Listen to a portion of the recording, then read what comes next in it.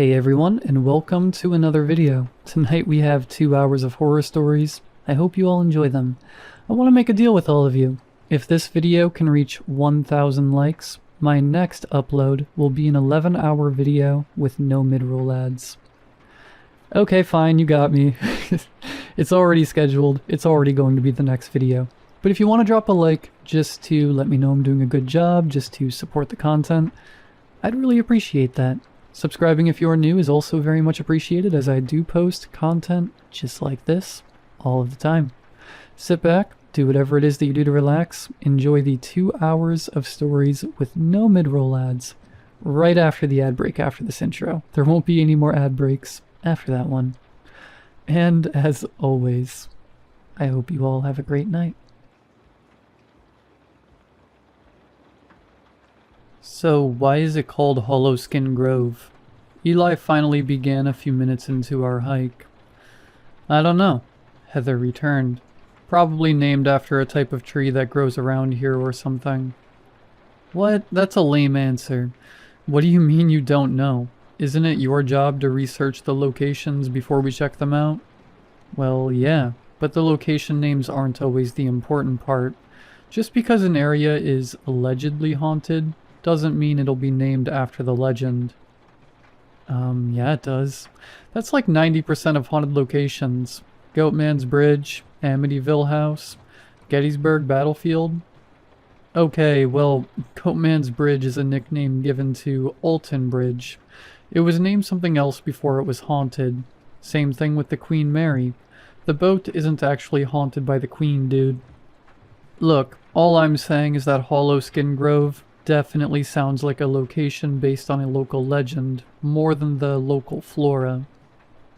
Heather shrugged. I don't know what to tell you. Well, I looked into it. All that came up was mentions of it in online forums, and nobody had seemed to actually walk all the way out to the place to confirm what it was.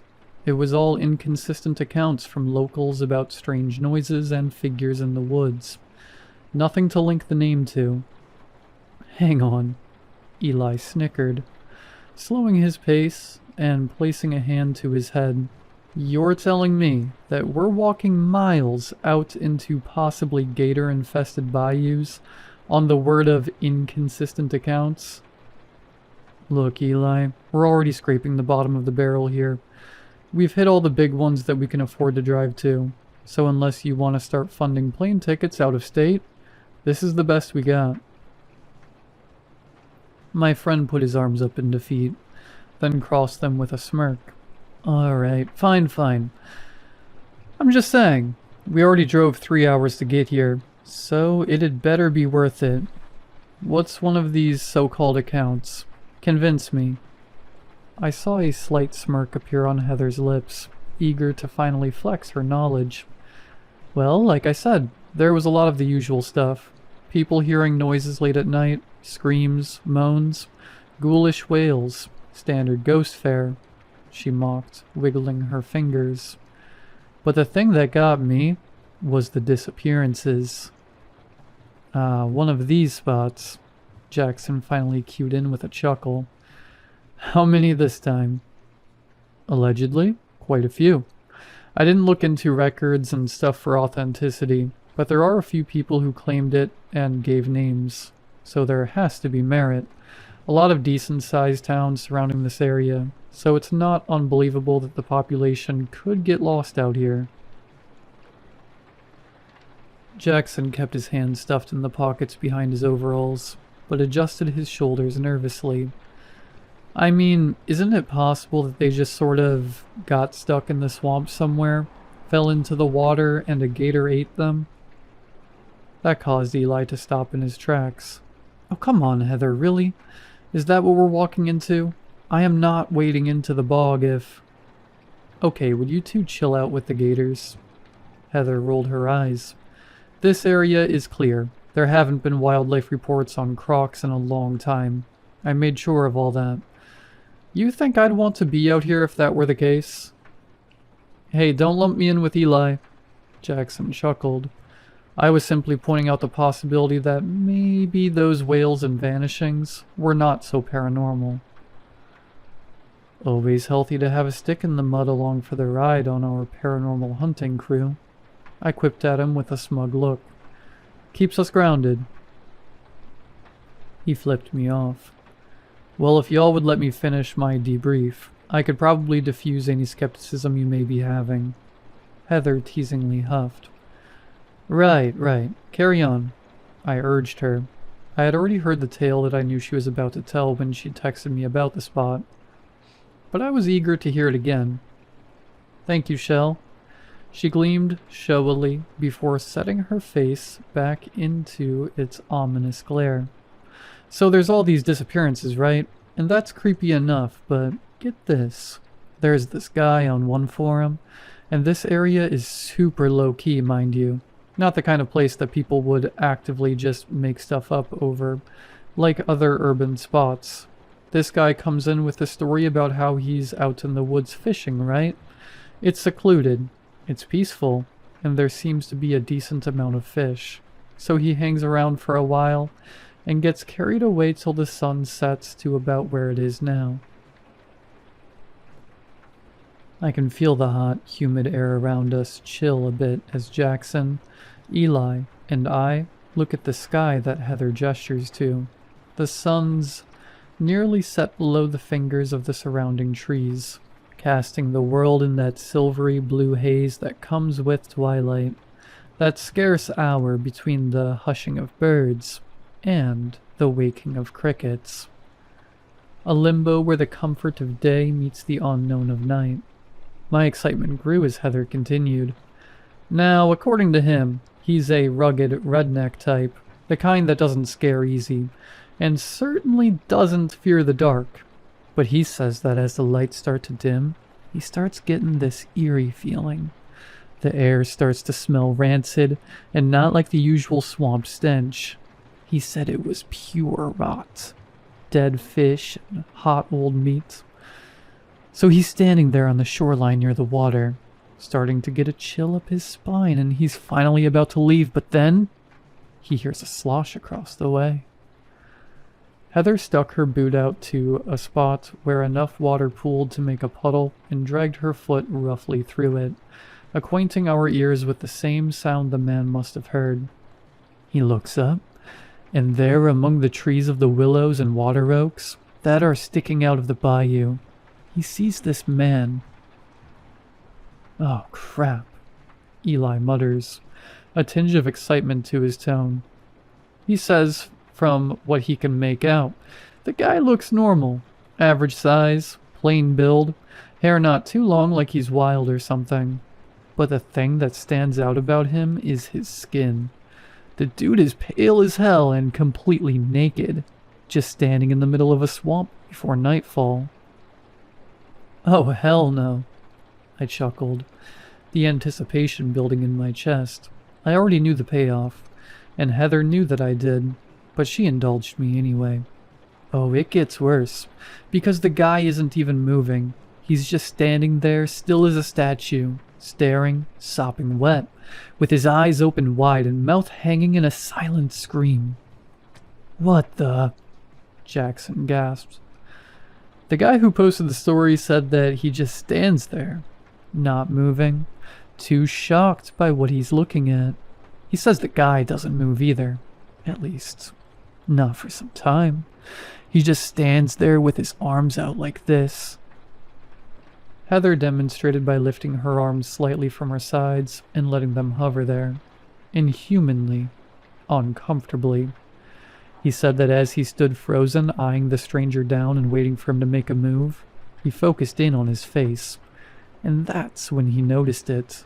He hadn't seen it before because of the weird lighting in the distance, but the man in the water, his eyes were black like coal, just two dark pools boring deep into him. Heather came to a complete stop in her leading, turning to face us with an expression to mirror the one flickering against the back of our eyes. He said as soon as he noticed it, and the flag finally went off to run, the man out in the swamp crouched down, sinking himself into the water until he disappeared. He said the last thing he saw as he snatched up his rod and ran was bubbles on the surface, slowly gargling toward him. We'd all been so invested in her story that we hadn't even realized we'd reached the end of the walking trail, so all of us jumped a bit as Heather backed up without looking, sloshing into the water of the bayou until it rose to her knees. With an innocent smirk, she said, "Well, come on in. The rest of the way we move by pond." Eli, Jackson, and I all looked at one another, and with varying degrees of confidence, checked our waders, then sloshed in after her. And there it was, with the finale of Heather's masterful storytelling. I felt it, that shiver up my spine, that anxiety in my gut, that sweet, sweet adrenaline of fear that only the unknown could bring. It was the high we all chased. It was the reason we did what we did. A lot of people wouldn't fancy the idea of willingly going somewhere they thought might be haunted, but me? I lived for it. Ever since I was a kid, I was fascinated by ghost stories and urban legends. Things that people couldn't explain or places that's origins were borderline unknown. That's a special rush with the unexplained that you just don't get anywhere else. A nagging itch that begs you to scratch it as you uncover more and more truths. That's what always drove me into places like this. Dark forests and abandoned houses. Places so mysterious and dripping with potential that an entire county could make up cultures built around them. But it's always a double-edged sword. That mystery is great, yeah, but it only takes you so far. Most of the time you get there, and after a few hours, the case is closed. It's all made up. The forest really is just dark, and that's all that it is. And that abandoned house, the detached footsteps you were warned of and ghostly groans tend to just be its old wooden joints creaking and popping. The payoff is never as good as the build-up, and though years of running the same routine had yielded minimal results, it never stopped me from pursuing more, because at the end of the day, the high was worth the hangover. It was fun to explore and freak yourself out with friends for an hour or two, because at least the memories that followed outweighed the letdown of the lack of anything real. I think deep down, though, even though I often told myself that, I truly did one day hope to find a pot of gold at the end of that rainbow. Something real and tangible to show that I wasn't silly for chasing childhood campfire tales. Something truly paranormal to scratch that insatiable itch once and for all, whose mystery I could chase until the end of time. Looking back now, I feel foolish for ever wishing for such a thing, for ever thinking that finding such a horror would bring anything good. Our hike through the water began slow and careful, moving through the murk so as to not slosh any into our overalls. We borrowed the gear from Eli's dad, and aside from wanting to keep dry ourselves, we really didn't want to return it waterlogged. "Shelby, can you pass the GPS?" Heather asked, leaning back. As much as I'd like to pretend I studied the map by heart, we're gonna get turned around fast with all the water. "What's up with all this anyway? I thought you said there was a walking path," Eli asked. "Apparently there is, but the summer rains flood the bayou and brings the levels up. Someone in the forum who came out here said the place is more worth coming like this anyway. Adds to the creep factor." "I hope so," Jason snickered. "This has to be one of the most intensive treks we've done so far." "It'll be worth it, I bet," I chimed in. "I've got a good feeling about this one." I really did. Maybe it was all that prep and extra effort that made it feel more of a grand adventure, but as the sun set lower in the sky and the space between the trees grew from that hazy blue to a dark, foreboding black, my heart thrummed faster. Deeper into the bog we went, further away from civilization, and more into an unknown that so few other people had dared to travel. Us, though? We were going all the way. That was the plan, at least. Where so many other people had chickened out and never made it to the grove itself, We had the intention of getting to the clearing and seeing if we'd really find the mysterious man of the bayou. Solid proof that all our searching wasn't in vain. We were grizzled veterans at this by now, and we weren't going to be deterred. Then again, maybe a grizzled veteran would have turned back. Maybe they would have seen the signs and got out of that swamp as fast as possible. Maybe it was so many years of that nagging itch that drove us deeper into those woods against our better judgment. I didn't start to feel it until the twine. We had been moving around for half an hour, Heather guiding fearlessly in the front. Eli was behind her, then me, then Jackson heading up the rear. We'd flicked our flashlights on now that the swamp had become a dark maze of moss-tangled stumps and algae-ridden pools. I held my breath each time I swept mine through the trees, caught in the middle of both the desire and fear of spotting a man nestled among the dark bark. He never appeared, though, no matter how deep we went, and there wasn't a noise out of place save the occasional Huron song to join the chorus of cricket chirps. That changed when suddenly Eli went tumbling forward in front of me, nearly toppling into the musky basin, if not for Heather's back to catch himself on. "Whoa, Eli," she scoffed as water sloshed up behind her, sprinkling her back and pouring a bit down her waders. She was mad, but once she saw the state of our friend, she stopped complaining. It was clear he got it worse. All of us tried to be sensitive, but we couldn't help but crack snickers as Eli stood back up, water dripping down his face and shirt as he glared on amused. Eventually our chuckles broke him down, and he started to giggle too. Yeah, laugh it up. It was bound to happen to one of us eventually. There was no way we made it out of here dry. Of course it happens to you too, man. Jackson shook his head. You good? What did you even trip over? I think a root or something. Whatever it was hooked my foot good. Maybe it was this, I offered, shining my light in the space between him and I. Up from the depths, a thin line of string had surfaced. We all gathered to look and saw that it was just simple twine. Coarse hairs tangled together and bound to make a rope just thicker than a plastic straw. Heather reached out and pulled it up with a finger. We had gloves on, so none of us had qualms about touching it, but she still couldn't hide her disgust as the string dripped with pond scum and algae. Beneath it, we could barely make out the fibrous bright white the twine once was. "This looks man-made," Heather noted. "You did say this was a walk path," Jackson replied, grabbing one end and tugging. At first we thought the string was simply loose, but as he pulled, more emerged from the water, going taut somewhere beneath the surface near a tree, like it was tied to the stump. If this is a flood area, they probably strung these up to make sure people could still find the trail. I guess that would make sense, I nodded. Eli hesitated a moment before responding.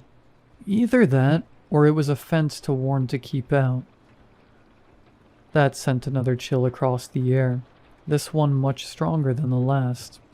It was night now, and though Heather's recount was scary, nothing was more exciting than being closer to the grove, possibly finding the border that warned there was no going back. Still, even though I bought the boys' theories, something about the string put me off. It was unusually low to the ground for a guiding line, and though it could have slipped, it was also white. Wouldn't something for safety be a more fluorescent color like yellow or orange? Heather didn't help ease the feeling as she spoke, tugging the coil tight again and tracing it with her eyes between GPS glances. Well, my money is on Jackson. The rope leads along the same path we need to walk. That's good to know. If we get lost from your terrible navigation, we can use this to get back. Eli smirked. Heather flipped him off before turning forward and continuing on, the rope still in her hand as a railing. Everyone laughed at the interaction and moved on, but I couldn't give more than a courtesy chuckle. The rope on the abandoned path in the middle of nowhere that rarely anyone ever walked led along the same path we were on. And well, maybe Eli was right about getting back. To me, it felt more like it was beckoning us forward. From that point on, the twine became our new GPS. Before, Heather had to stop now and then to orient us, but with the rope, it was winding onward in the exact path toward Hollow Skin. Maybe Jackson was right, but the longer the rope ran, and the more stumps we found it lassoed to, the less it sat right with me. If this trail really was so obscure and unknown, why would someone take the time to hang lines up around it? We'd been down roads far more traveled with fewer safety precautions. Still, I didn't say anything yet. Nobody else seemed bothered by the occurrence, so I left it be, lest I amp up the fear too early into the journey. Turns out, I didn't have to. Our second omen to turn back came another 10 minutes later. We heard our first abnormal noise. Eli and Heather were small talking about the surrounding trees, pointing out a few barkless types that could be considered hollow-skinned. "How is that hollow skin?" Eli snorted. "It would have to be a tree with all bark and no trunk, not the other way around." "Whatever. People name things weirdly all the time. Why do we call it a driveway when it's where we park?" Eli ignored that excuse and looked around. These trees are pretty weird, though. They look like regular oaks, so why do so many have their bark missing? Maybe termites, or something about this area makes it rot off. Heather fake gasped, then turned back and slapped his shoulder to a halt. Maybe the skin falls to the ground and becomes, get this, hollow. "Boo!" Eli scoffed. Jackson and I sat listening to their bickering with amused grins, the only other noise being the ambience of our sloshing and the nocturnal fauna. Then it wailed out.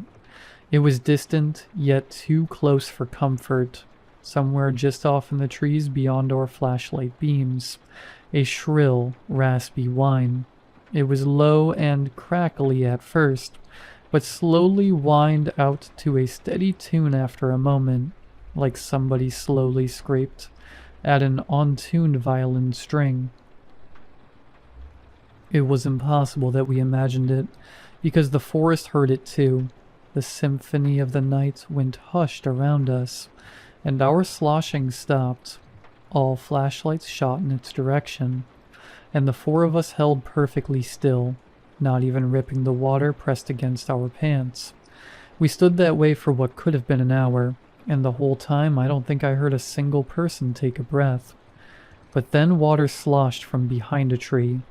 At that, I let out a yelp, and Eli swore under his breath. All of us pivoted in the water and took a few steps back, but with the murk pushing back against us, we didn't make it far. Whatever was coming at us was much faster, and we didn't stand a chance. In the chaos, Heather finally managed to shine her beam in its direction to get a clear view of our attacker, and an offended river otter squinted its eyes as we rudely blinded it before ducking away from us and submerging in the water. All of us stopped our frantic thrashing and panted before turning inward to make eye contact. In our wild sprint, we'd all joined Eli among the wet and waterlogged. Slowly we broke into laughter. "Alright, that may be the most terrified I've ever been on one of these expeditions." Jackson chuckled. "That scared the piss out of me." "Literally," Eli said, looking down. "You all may want to clear away." "Shut up," Heather splashed him, wiping her own face and sighing. "God, when people said they heard things out here, I thought for sure it was just going to be owls or something. What the hell was that?"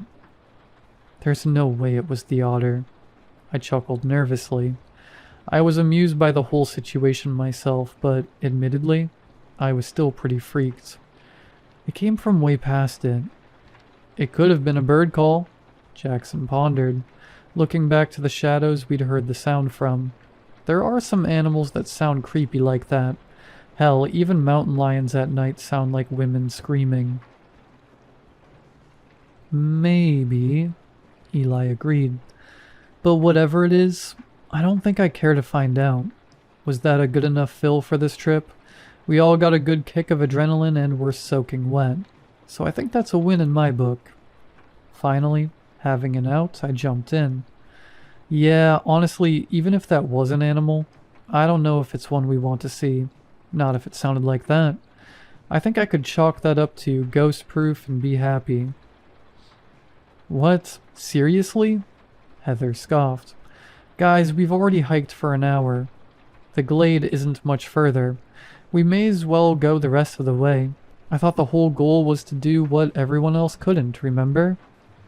Eli made a face. Heather, did you not just hear that? There's no way you want to go closer to whatever that was.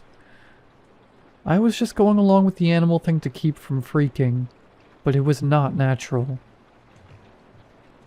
It kind of sounded mechanical, Jackson said. Like an instrument. Okay, and so what? Heather shrugged with a smile, trying not to seem too eager. I thought the whole reason we did these trips was to find the paranormal, and now that we've finally got something truly weird, we just want to run? Well, the real paranormal is a lot freakier than convincing ourselves we heard something, Eli said.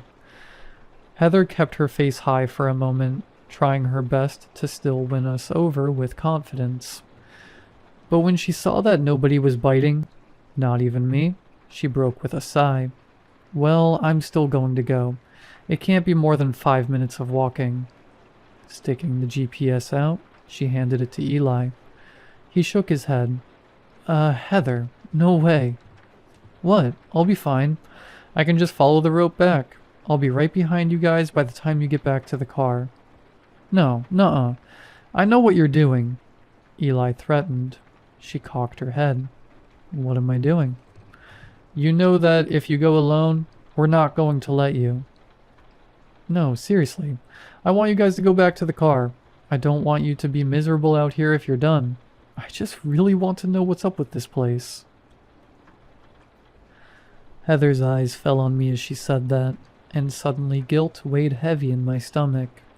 I sensed she was being genuine, so I shouldn't have felt bad if I wanted to leave, but it wasn't that.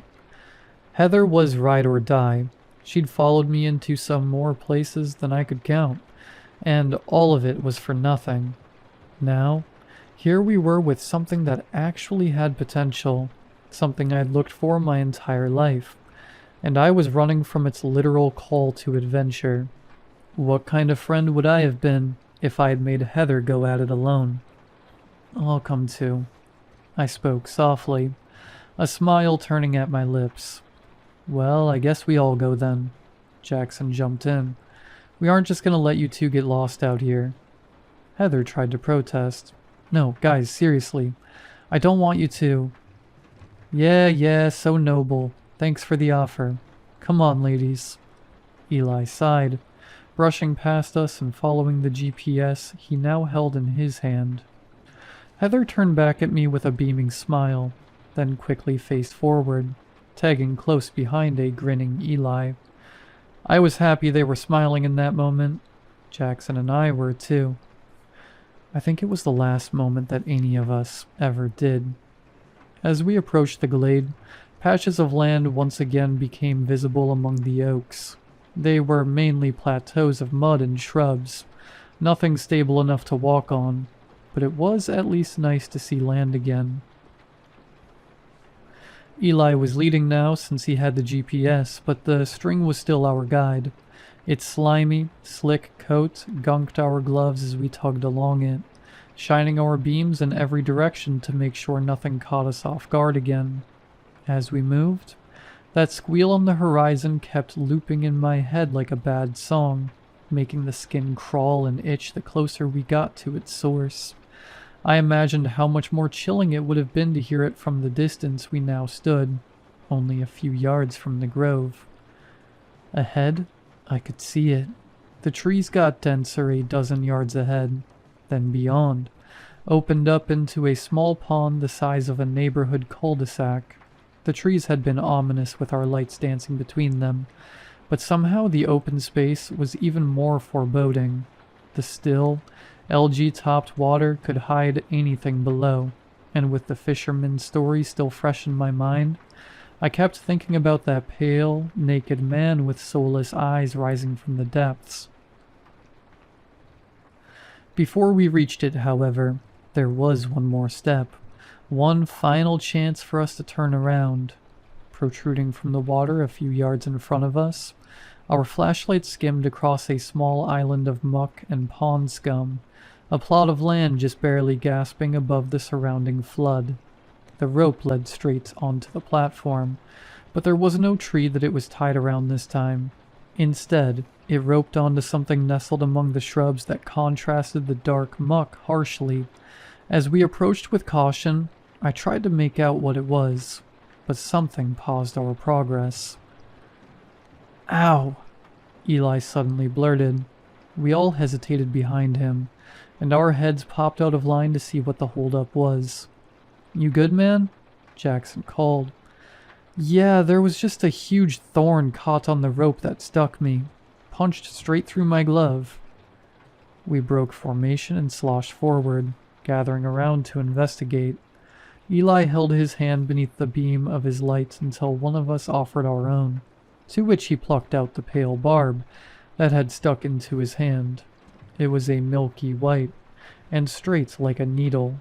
I furrowed my brow, finding the color and shape odd for a thorn bush, then turned to check the spot in the twine that he'd got bit by. "Oh no," I gasped, running my beam along the rope. The whole thing was covered in them. They weren't all as big as the one that got Eli, but beneath the mud and grime that had been coating the string, I finally saw them, tiny little barbs frayed from their binding. At first I thought the twine was just old and tattered, but the closer I looked, the more I noticed it was by design. The quills all furled out in the direction we'd come from, and as I checked my glove, I noticed there were several that had caught the latex, but not been able to puncture. My breaths grew rapid as I hastily plucked them out and threw them away from me. Eli and Jackson turned to see what I saw, then grew worried looks on their faces. Eli tugged loose his glove and looked down at his palm to find that the spot where he'd been pricked was already turning red and inflamed. The three of us were so confused and horrified that we hadn't even noticed that Heather had stayed a few feet away. Before any of us could commentate on the matter, she called out with utter distress in her voice, "Oh my God!" The three of us turned to her, then looked past where she was looking. On the island, the pale objects in the bushes were finally visible. Bones. More specifically, a rib cage. They were far too large to be a human's, but bones were bones nonetheless. Almost in a trance, we all sloshed closer, our collective hearts banging the same dread-filled drum. It was a cow, large and half stuck in the mud.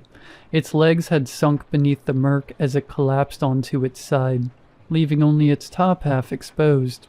Its neck ran in a jumbled mess of parts to where its skull lay half peering out at us. But all of that was only the parts that we could confidently make out. Because while it was clearly a cow's skeleton, something was horribly wrong with it. Scraps of flesh and fur still clung to bits and pieces of it, as well as a strange, spongy red meat, porous with holes and glistening in our lights. Its bones in places along the rib cage had seemingly grown outward, fusing together at spots to make solid bridges, almost like a barrel of bone and marrow. All of that maybe could have been explained away by strange decomposition conditions, or a birth defect, but what we couldn't deny was what covered the rest of it. Along its femurs and spinal cords were strange bubbles in the bone, bumps like the burls on a tree. Half its skull was unrecognizable this way, a cloud of strange lumps like its face had boiled into a froth, then hardened. Bubbles was a very intentional word choice, because that's exactly what they were.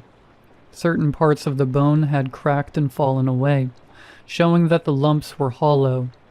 It was as if the beast liquefied, then hardened in a matter of moments. None of us had any words, and none of us could move, only stare down at the abhorrent thing glued to the swamp floor beneath our feet.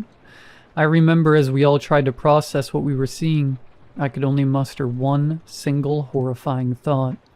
A body this decayed would have certainly been sunken underneath the water during the flood. That meant it was fresh, and somehow still missing its skin. How did a cow get out here? Heather muttered. Why does it look like that? Jackson tried to bring us back down with logic, his comforting form of denial. Still, the frantic shudder in his breath betrayed his words.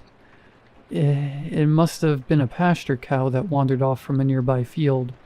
The swamp gases, maybe it messed with its decomposition. Swamp gases? Heather laughed with no humor to her tone. Jackson, you need nuclear waste to do that to a body. What is this? I don't know. I cut in. But we've seen enough. We need to leave. Now.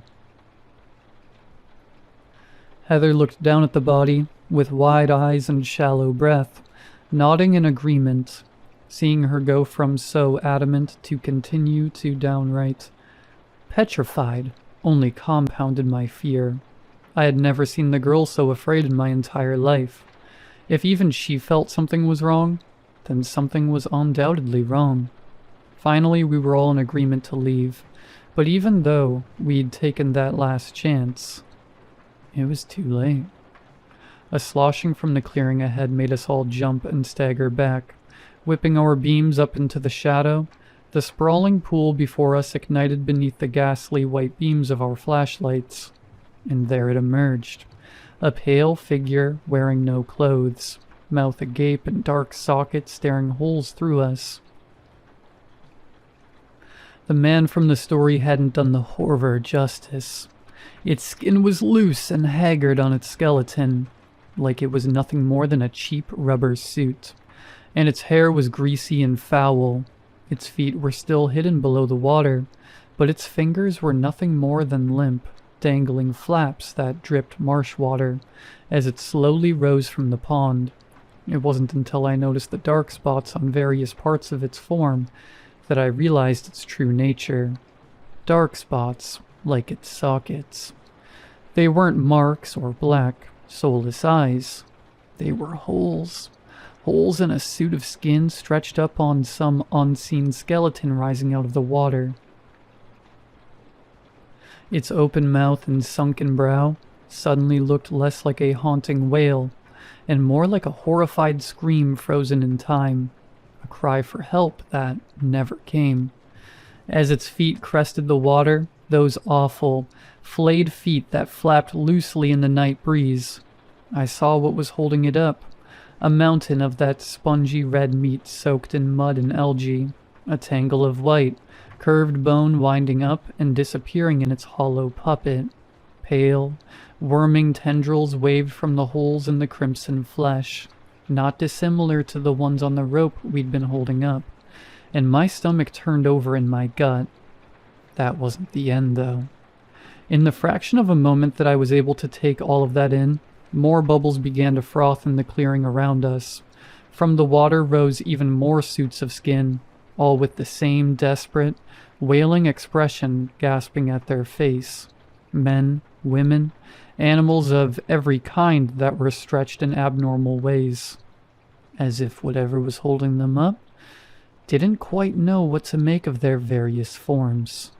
I prayed that the smaller human suits I saw weren't what I believed them to be. None of us screamed or made a sound. We just turned to run. The water had never felt thicker as we splashed into it, making a break back the way we'd come. I turned over my shoulder, horrified that I might see the figures gliding through the swamp after us. But instead I saw something worse. Eli wasn't moving. He was still perched on the island, staring vacantly off into the bog. I could see by his posture that he wasn't sharing the same fear that we were. In fact, he looked almost calm. "Eli, let's move," I shouted, my voice breaking with utter terror. Still, it scared me more that he didn't move. He didn't even flinch. I knew then and there that something was wrong. Whatever was in that water had him already, and it was too late. Still, I began charging back. We couldn't leave him. Not here. Not with these things. My boots sloshed out of the water back onto the mud just in time to see the full horror set before me. Dozens of bodies, conglomerated together. Flies flocking and buzzing in and out of their holes, like some sick sort of hive. Then, in the middle of them, one last body bubbled up. It wasn't human this time, nor animal. It was pure, incomprehensible flesh, a mountain of soaking meat filled with excited white worms that squirmed and danced in the hot swamp air. Spines and large ribs stuck out from its serpentine mass. That stiffness had been stolen. They seemed to shift and writhe beneath my flashlight like tentacles, snapping straight at random and releasing harsh clacks. From its center spread large blankets of red tissue, almost like petals on a flower, and they too seemed to jitter and vibrate in the air like it was alive. Its head was nowhere at all, just a large gaping pit, plunging into a darkness of its body, a darkness that several pale ropes ran into. The string that we'd been following went taut, and from the water arose even more, running off into the woods in every direction. I felt mad looking at the creature, my brain hardly fathoming that something so horrifying might exist. Unable to bear it any longer, I reached out for Eli's hand. "Eli, please, let go." My palm gripped around his hand, the one that had been pricked with the thorn, and my body went numb as it crumbled in my grasp. The skin wadded in on itself, like I was grabbing a latex glove filled with water, and inside I could feel hard bits floating around like chunks in a stew. Bile would have risen to my throat if it could, my swirling brain unable to take any more. But I was shocked numb as Eli turned back to me, his face vacant and blank, and his eyes pouring blood. Behind him, the vile flower of flesh and bone released a sound from its pit that vibrated my teeth and made my head pound, a sound like a coarse violin string being scraped. Eli turned back to it, as if in a trance, then began moving closer into the water, his skin sagging as he went. I could barely move as tears streamed down my cheeks, the image of my friend sinking below the murk, etching into my memory for the rest of my days. A harsh yank from my right brought me back down to reality, and I turned to see Heather tugging me along, her own face slick with tears and snot. She called out to me, but I couldn't hear her. The world had gone silent. Still, her expression demanded loudly without sound, and my body followed it instinctively. "Run." So we did. I don't know how long or how fast, but we simply ran. Eli had the GPS, which meant we had no clue which way we were going, but it didn't matter. So long as it was away from that thing at the heart of the glade, it didn't matter. My legs had been aching from the miles of water we'd already pushed through, but they were in a whole new pain as they pumped to their absolute limit. It felt like running in a dream, that slow, painful slosh away from something out to tear us limb from limb. Even if the thing wasn't giving a proper chase, which none of us dared to look back and check, there was still the ropes. Each spear of our legs into the water was a heart-pounding gamble. Each push forward was filled with dread that we might feel the prickly tongues of the living flesh catch our guts, and turn us into the same living soup that it had to Eli. His name hurt to think. It hurt even more with each step we ran away from him, leaving him to whatever fates had swallowed him whole. I don't remember when I blacked out, or for how long, but when I woke up, it was to a flurry of family, doctors, and police. Apparently, the three of us had been found collapsed on the side of a road near the swamp's edge, covered in blood and rambling incoherently. None of us remembered this, too exhausted to even think past that point. Once we were checked over and released from medical care, it was straight to the police. They asked us what had happened and where Eli was, but we didn't have a good answer for them. There was none to either question. We tried to tell the truth. We knew how it sounded and we knew how they would react, but it was worth a shot. The concerned looks and skeptical glances between the officers told us all we needed to know. There was one thing I noticed, however, a look on the sheriff's face when I brought up the name Hollow Skin Grove. It was recognition. It was a small flicker of fear. As quickly as I noticed it, however, the man smoothed it away to never return. Still, as I talked, I could sense it behind his gaze, something deeper than skepticism. Whether my insight was correct or not, it didn't matter. Our story was never entertained, and in the end, the whole thing was ruled as group mania, a hallucination induced by a collective panic we'd gotten while lost in the swamp. And Eli? Searches were conducted over the next few weeks, but of course a body was never found. Not that I believe in the efforts that were claimed to have been made. When his parents kept pushing that they search until at least a corpse turned up, the police finally released an official statement. An alligator.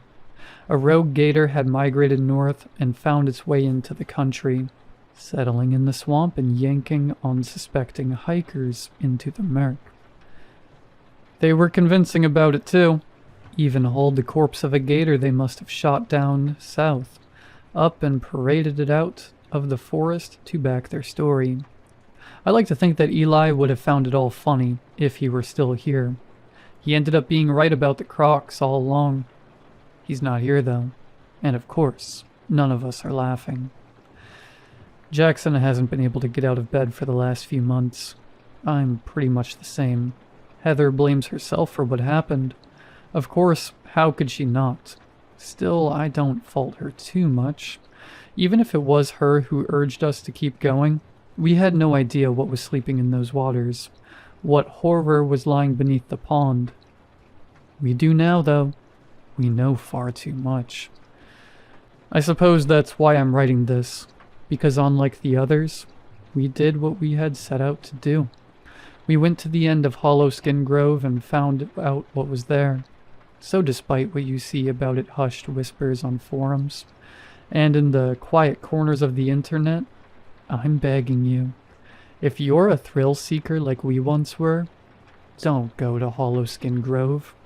I assure you, whatever it is you'll find there is more horror than you ever want to witness.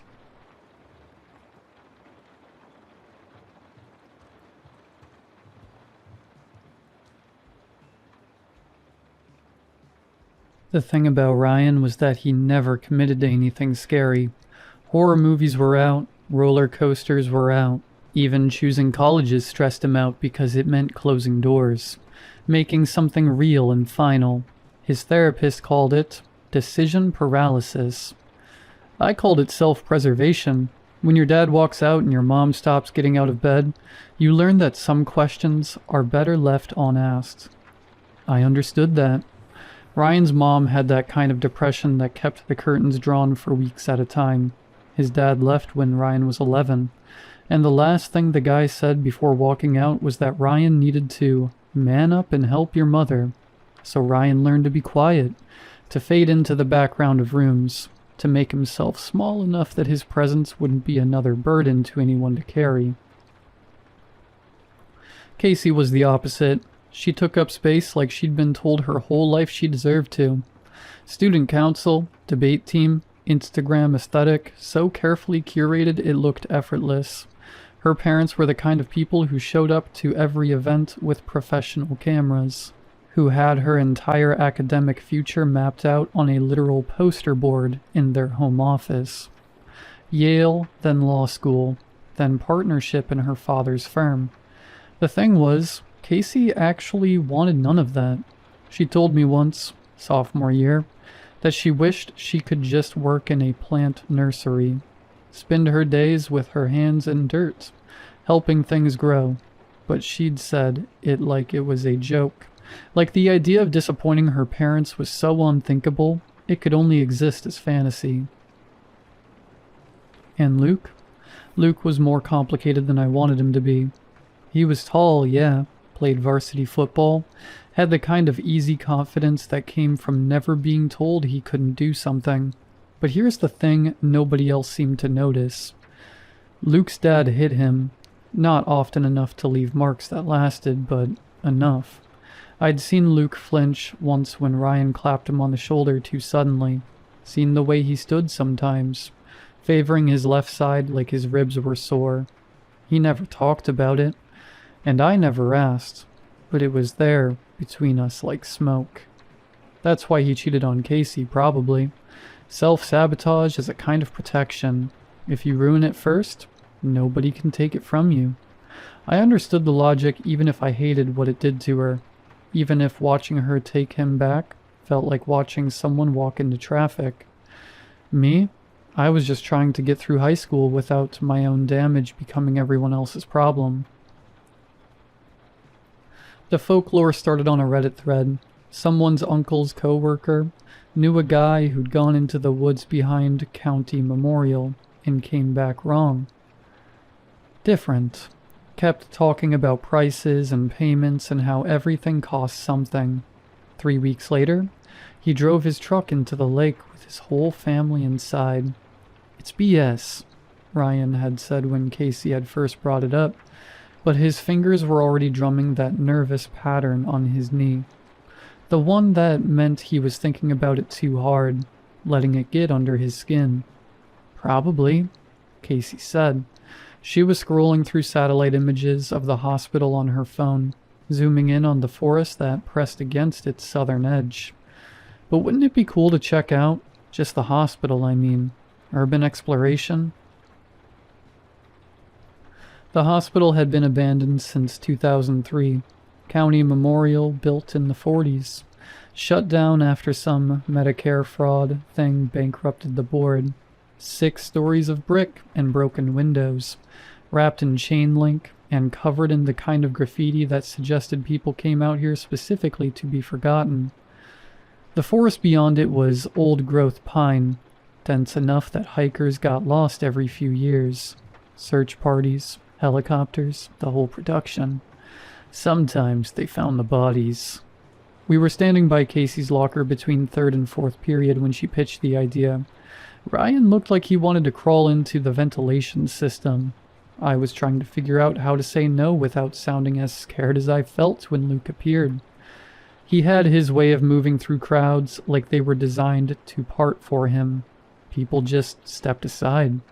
He came up behind Casey and wrapped his arms around her waist, lifting her off her feet. She shrieked, kicking her legs, laughing in that way that made my stomach hurt. "What are we talking about?" Luke asked, setting her down. Casey turned in his arms, already grinning. "The hospital, the one with the woods out back. We're thinking of exploring it." "Sounds boring," Luke said.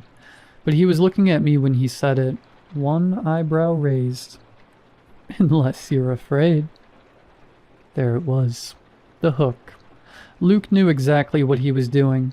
He'd been doing it since middle school. This casual needling that made saying no feel like admitting weakness.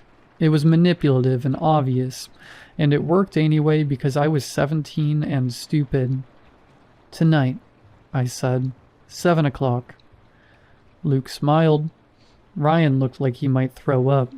I told my parents I was sleeping at Ryan's. They barely looked up from their respective screens. My dad worked in insurance. My mom taught elementary school, and both of them seemed relieved I had friends to occupy my time. Teenagers were a mystery they decided not to solve. I climbed out my bedroom window at 6:30, dropping into the backyard with an impact that made my ankles ache. My bike was old, inherited from a cousin. and the chain made a clicking sound that seemed too loud in the quiet suburban evening. I texted Ryan that I was heading out. He sent back a thumbs up and nothing else. The hospital was 4 miles away, past the nice part of town and into the part where houses had bars on the windows. The sun was setting, turning the sky the color of a bruise. By the time I reached the parking lot, full dark had fallen. The place looked worse than the photos suggested. The fog was real, thick enough that it pooled in low spots like something liquid. The hospital loomed beyond it, all those shattered windows like eye sockets in a skull. Someone had painted Memento Mori across the main entrance in dripping red letters. My breath came out in clouds. October in New England. The kind of cold that got into your bones and stayed there. I tried Ryan's phone. It went straight to voicemail. Casey's rang 4 times and went to her cheerful recording. I took a photo, posted it to Instagram with the caption, "Bad decisions loading," and watched it get 3 likes before I'd even pocketed my phone. Headlights swept across the lot. Luke's Camaro, black and impractical. His dad's cast off. The engine ticked as it cooled. Luke climbed out first, Casey from the passenger side. She was wearing his Letterman jacket over her hoodie, drowning in it. "Jesus," Luke said, breath fogging. "It's freezing. Remind me why we're doing this?" "Adventure," Casey said, but she'd lost some of that enthusiasm from earlier. She looked small in the empty parking lot, younger than usual. "Ryan's not here yet," I said. Luke snorted, probably chickened out. Then we heard the bike. Ryan came pedaling into the lot like he was being chased, skidding to a stop next to mine. His helmet was crooked, his face flushed red from cold and exertion. "Where the hell were you?" I asked. "I called." "Got lost," Ryan panted. "No signal out here. Everything looks the same in the dark." Casey was staring at the hospital now, really looking at it. "Maybe this is stupid," she said quietly. "Maybe we should just go home." "We drove all the way out here," Luke said. He was already walking toward the building, hands shoved in his jacket pockets. "Come on." We followed the fence line around to the back. Up close, the hospital felt worse. Bigger, more present, like it was aware of us in some fundamental way. The windows on the ground floor were boarded over, but higher up they gaped open, and I kept expecting to see movement in them. A face, a hand. Ryan was breathing too fast, that panicky rhythm that meant he was spiraling. I'd seen it before, usually during tests or when his mom called during school. The forest pressed against the fence, trees so dense they looked solid, pine and oak and something that made the air smell like decay. We found a spot where someone had cut the chain link and peeled it back like the lid on a can. "So we're really doing this?" Casey asked. Nobody answered. Luke went first, ducking through, then Casey, then me and Ryan, who looked like he was walking to his execution. The forest was colder. That shouldn't have been possible, but it was.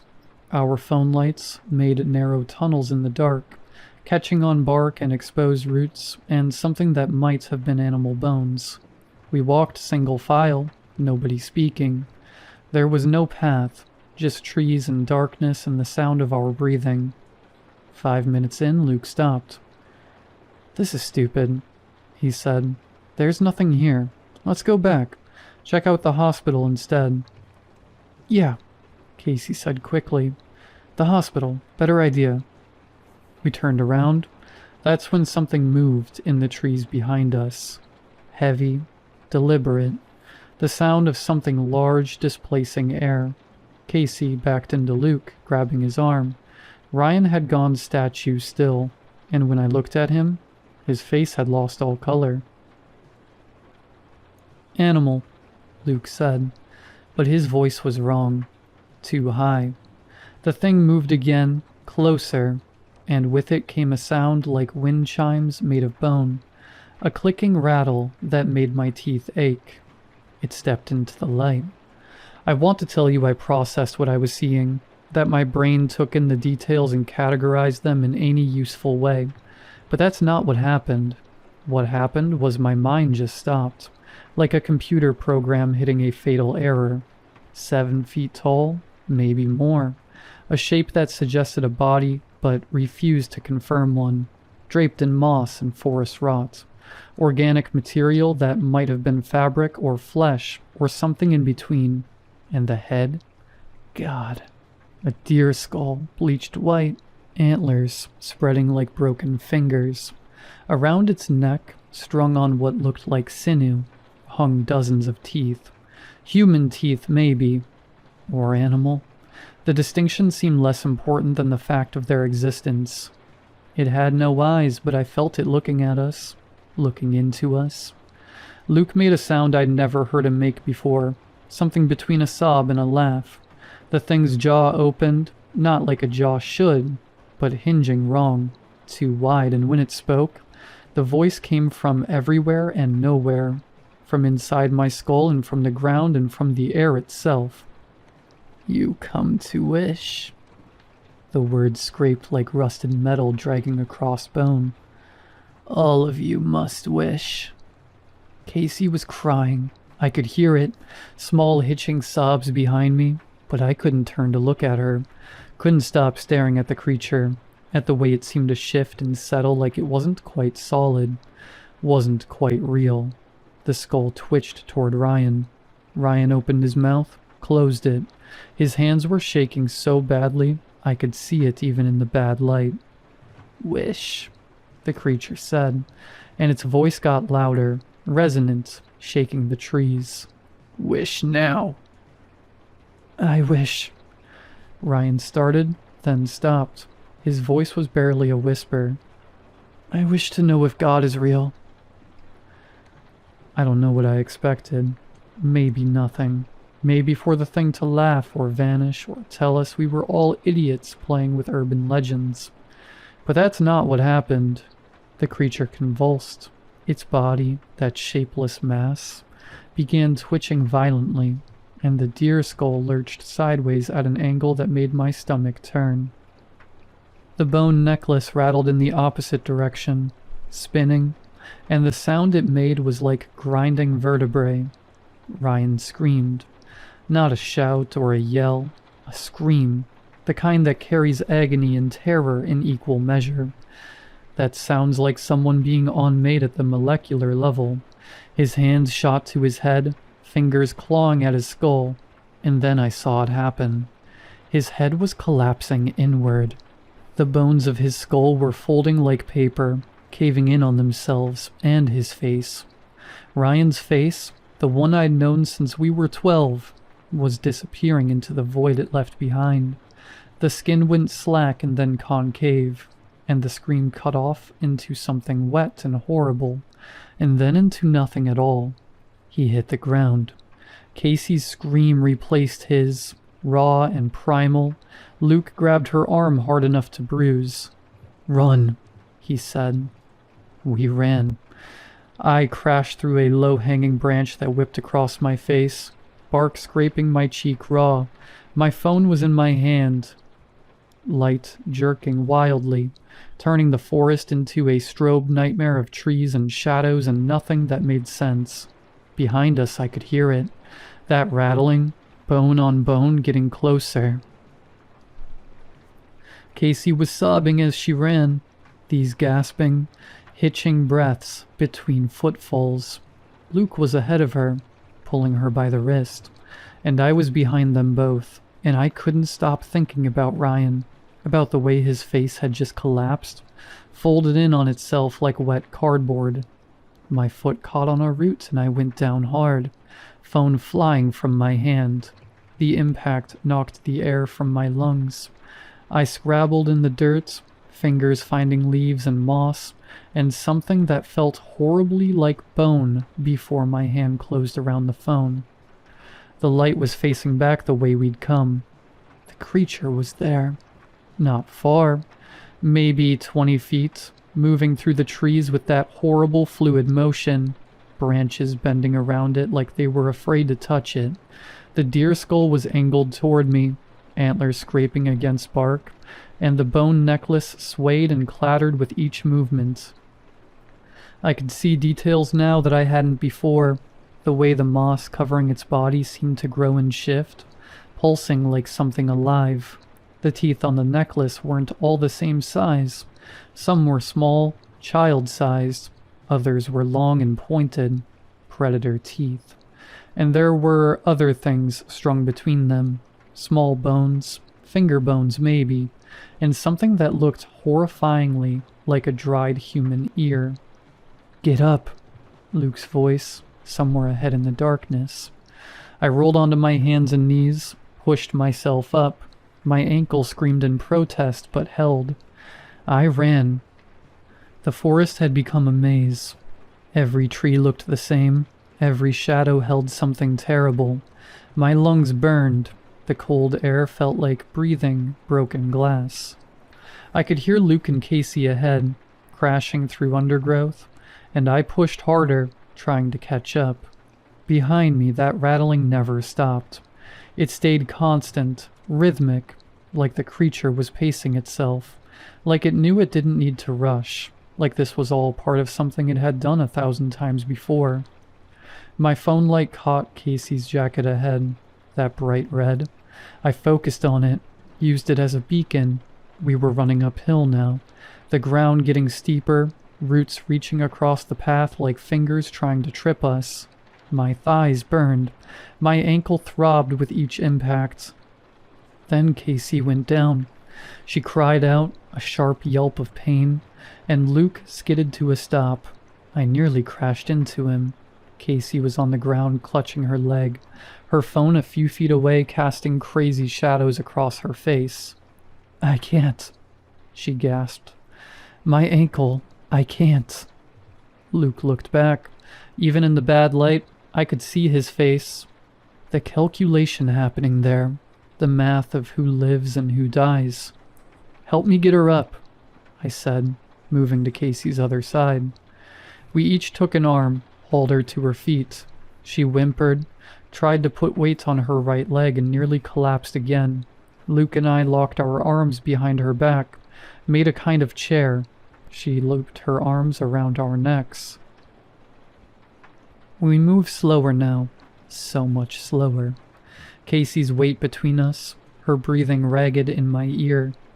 The creature's rattling got louder, closer. I could feel its presence like a pressure change, and the air itself was being displaced by something too large, too wrong. "There," Luke panted. "I see the fence." And there it was, chain link glinting in our phone lights, and beyond it, the dark mass of the hospital. We were coming at it from an angle, not the way we'd entered. This section of fence was intact, but there was a spot maybe 10 yards down where it had been peeled back. We staggered toward it, Casey's weight making every step feel like we were wading through concrete. 5 yards. 3. Behind us, branches cracked. Not the small pops of twigs breaking. The deep groan of something large pushing through resistance. I risked a look back. The creature had closed the distance. It was right there, maybe 15 feet away, and in the better light near the fence line, I could see it clearly for the first time. It wasn't wearing the moss and rot. That was its skin, bark and organic material, fused together into something that might have once been alive, but had evolved past that into something else. The deer skull was partially embedded in its body, grown into it, and where the skull ended and the body began was impossible to determine. The antlers weren't antlers at all. They were bones, human bones, femurs and radius and ulna, all twisted and fused together into that branching structure. And the worst part, the part that made my bladder almost let go, was that the skull was moving. Not the creature's head, but the skull itself. The jaw was opening and closing in a rhythm that matched the rattling of the bone necklace. And I could see something behind the bone, something dark and writhing, like the inside of the skull was full of worms or maggots, or things that squirmed. "Go, go, go!" I screamed. We hit the fence line. Luke dropped Casey's arm, grabbed the peeled back section and hauled it up. The metal shrieked. Casey went under first, on her hands and knees, crawling. I was right behind her, and behind me I could hear the creature moving faster now, could hear that rattling building to a crescendo. I was halfway under when I felt something grab my jacket. Not a hand, nothing as simple as a hand. Something that felt like it had too many points of contact, like it was gripping me in 6 places at once. The fabric pulled taut, yanking me backward, and I screamed. Casey was on the other side, reaching back through, grabbing my arms. Luke was there too, pulling. I was caught between them, the fence cutting into my back, the creature's grip tightening. I could smell it now, rot and earth and something sweet underneath, like decomposition, like meat going bad in the sun. My jacket tore. The sound was loud, that ripping canvas noise, and suddenly I was sliding forward, under the fence, Luke and Casey falling backward with me on top. We landed in a heap on the asphalt. I rolled, looked back. The creature was pressed against the fence, not trying to climb it or break through, just standing there, that deer skull tilted, watching us. The bone necklace had gone still.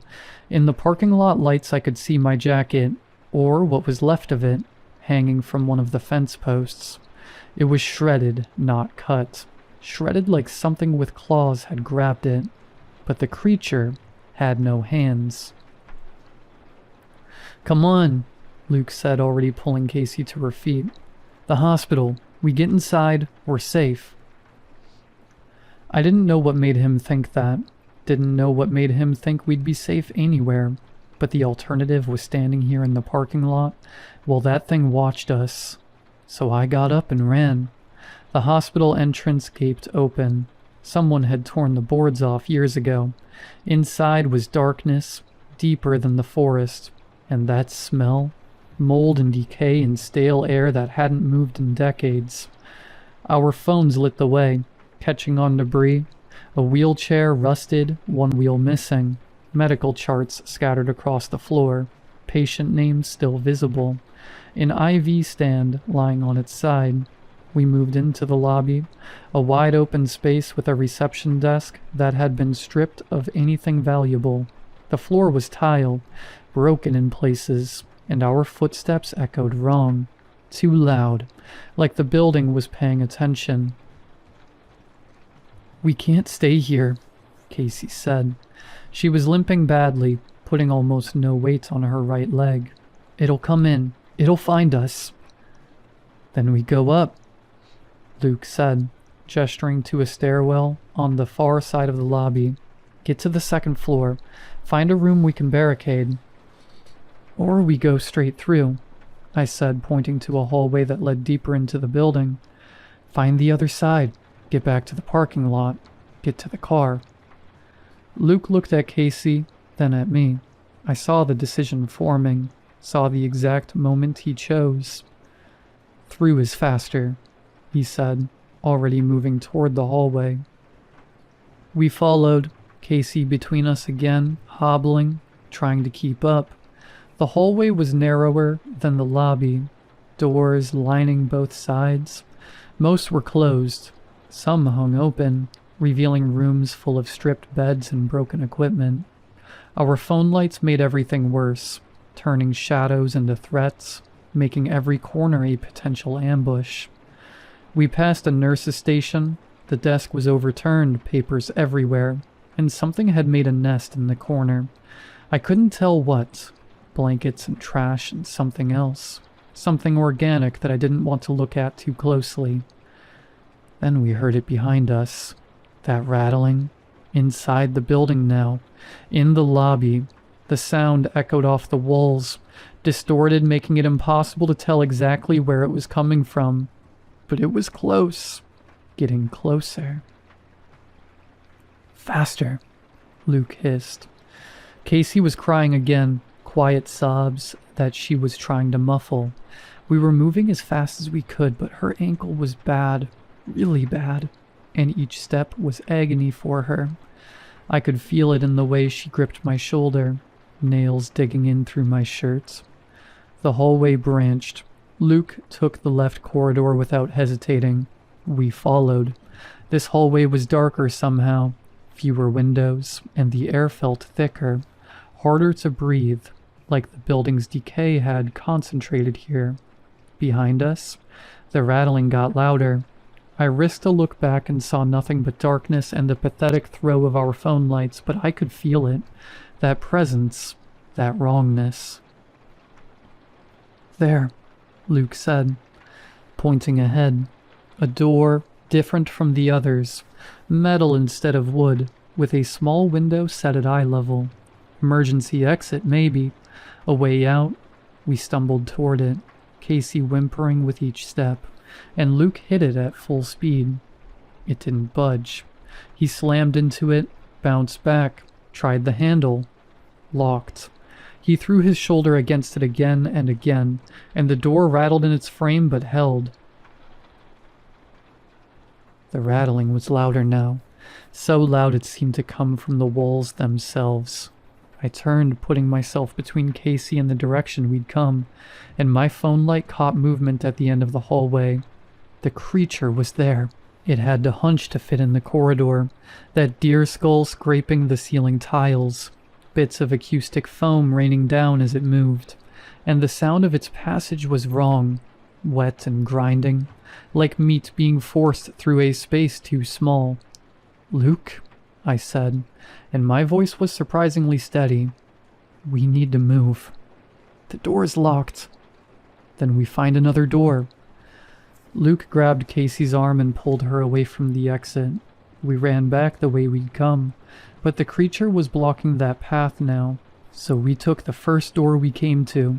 It opened into a patient room, and we slammed it shut behind us. The room was small, a single bed stripped to the frame, a window with bars on it, glass long gone, letting in cold air and the smell of the forest, a small bathroom in the corner, door hanging off one hinge. "We're trapped," Casey said. She'd given up trying to stop crying. Tears tracked down her face, catching in our phone lights. "We're trapped and it's going to kill us." "There has to be another way out," I said, moving to the window. The bars were solid, old but not rusted enough to break. I shook them away. They didn't move. Behind us in the hallway the rattling had stopped. The silence was worse, so much worse, because silence meant it was listening, hunting, planning. Luke was at the door, ear pressed against it, trying to hear movement. His hand was on the handle, knuckles white. "I don't hear anything," he whispered. "That doesn't mean it's not there," Casey said. We waited, seconds that felt like hours. My heart was beating so hard I could feel it in my throat, in my temples. The cold air from the window made me shiver. Or maybe that was just fear. Probably fear. Then something scraped against the door. Not a knock, a long, drawn-out scrape, like bone on metal.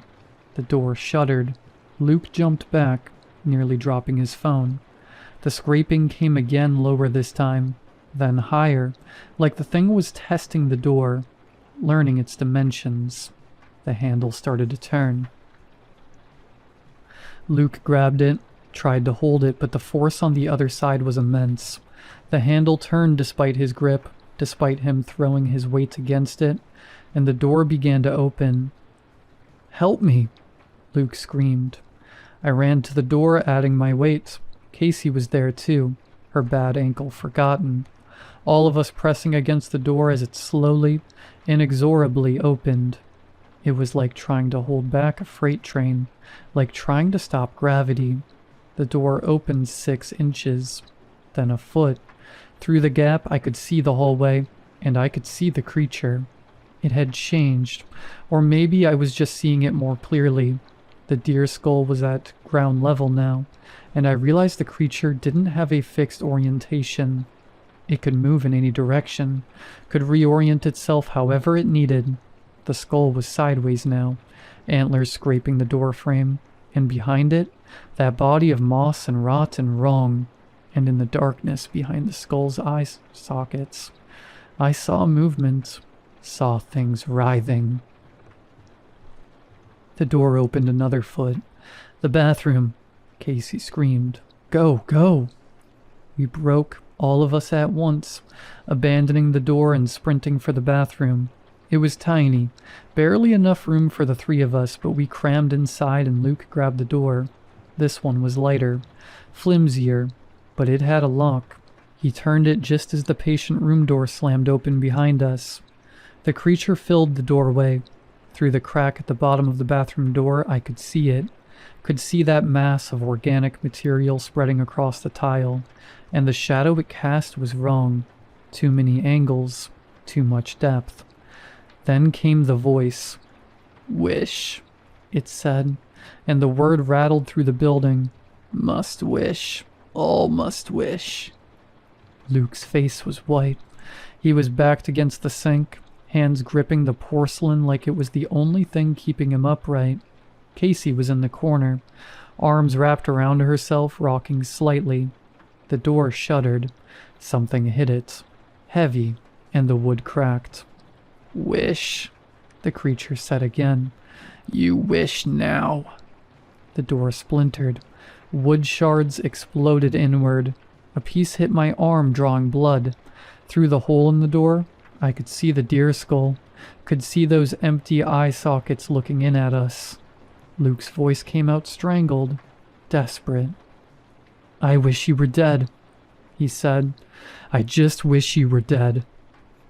The creature's response was immediate.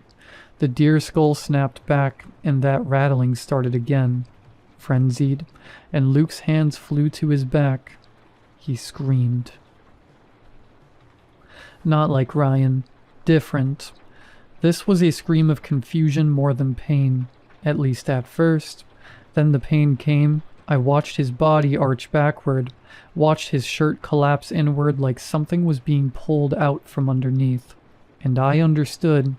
The creature was removing his spine, not all at once, bone by bone, vertebrae by vertebrae. I could see them going, could see the shirt fabric cave where each bone disappeared. Luke's body bent backward, farther than any body should bend, and the scream went on until his lungs couldn't support it anymore, and it became a wet gurgle. Then he fell. Casey was screaming, had been screaming. I grabbed her, pulled her close, but she fought me, pushed me away. No, she shouted at the creature, at the deer skull watching us through the broken door. I wish none of this ever happened.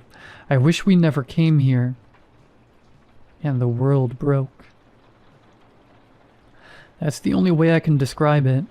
Reality fractured like glass, and through the cracks I could see something else. Other versions of this moment, other timelines where we made different choices, where we didn't come, where we turned back, where Ryan said something else, all of them existing simultaneously, overlapping, bleeding into each other. The buzzing started in my skull, building and building until I thought my head would explode. The bathroom walls rippled like water. Casey was there and then not there, and then there again, flickering like a broken film strip. The creature's rattling became a roar, became everything, became the only sound in existence. I fell or flew or both. Time inverted, collapsed, expanded. I saw Ryan's face caving in again but backward, saw it inflate like a balloon, saw Luke's spine returning, then disappearing again. Saw Casey running, screaming, laughing all at the same time. Then it stopped. Complete silence, complete stillness. I was on my back, staring up at nothing. No, not nothing. Stars. I was staring at stars. My hands were on asphalt, cold and rough. I sat up slowly, carefully, like any sudden movement might shatter whatever fragile reality had formed around me. I was in the parking lot. Not near it, in it, lying next to Luke's Camaro. The driver's side door hung open. The dome light was on, casting everything in sickly yellow. I stood. My legs shook but held. I turned slowly, taking it in. The parking lot, the hospital in the distance, the forest pressing against the fence line, and Luke's car. I knew before I looked. Somehow I knew, but I looked anyway. Luke was in the driver's seat, slumped over the steering wheel, his body bent at an angle that was only possible because there was nothing inside to stop it bending that way. His shirt had collapsed inward, empty, and even from outside the car, I could see the void where his spine should have been. I made a sound, not quite a scream, not quite a sob, something in between. I walked around to the passenger side on legs that didn't feel like mine, opened the door with hands that had forgotten how to shake. Casey was there, folded in on herself like origami. Her torso compressed, caved in, her body bent over her knees in a way that revealed the complete absence of ribs. Her rib cage was gone, removed, taken as payment. Her head rested on the dashboard, eyes open but not seeing. Not anymore. I closed the door carefully, gently, like she might wake up if I made too much noise. Ryan's bike was still there, still propped against the light pole where he'd left it. Ryan was next to it. I couldn't look at him, not directly. My eyes skated away from what was left of his face, from the collapsed ruin of his skull, but I saw enough. I saw the bike visible through where his head used to be. I saw the way his body looked, boneless, deflated. I sat down on the parking lot, right there on the cold asphalt, and I laughed. Not because anything was funny, just because something had to come out, and laughter was what my body chose. It turned into crying pretty quickly, then back to laughing. Then I couldn't tell which one I was doing more. Eventually, I called 911.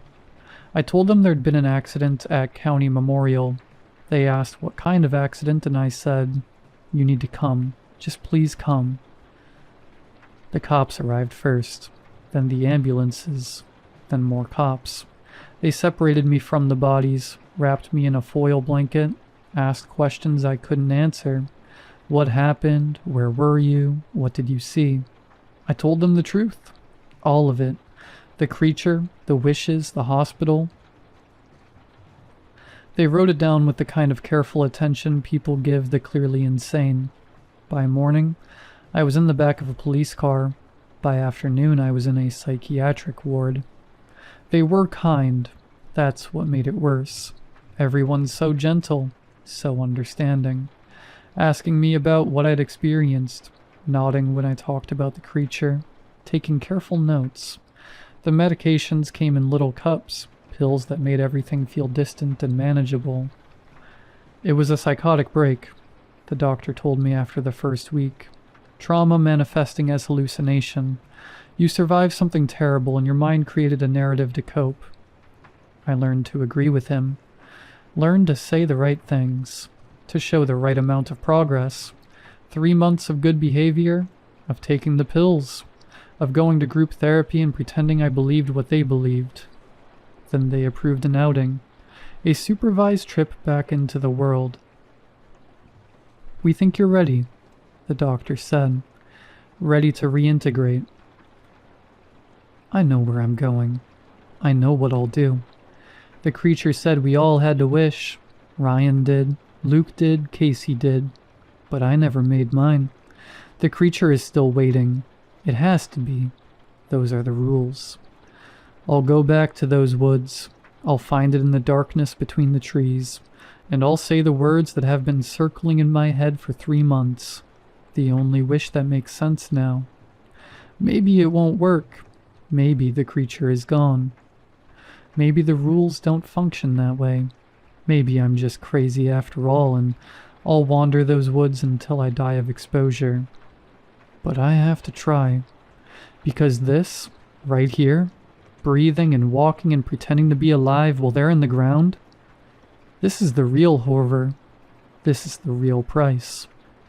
And tomorrow, I'm going to pay it.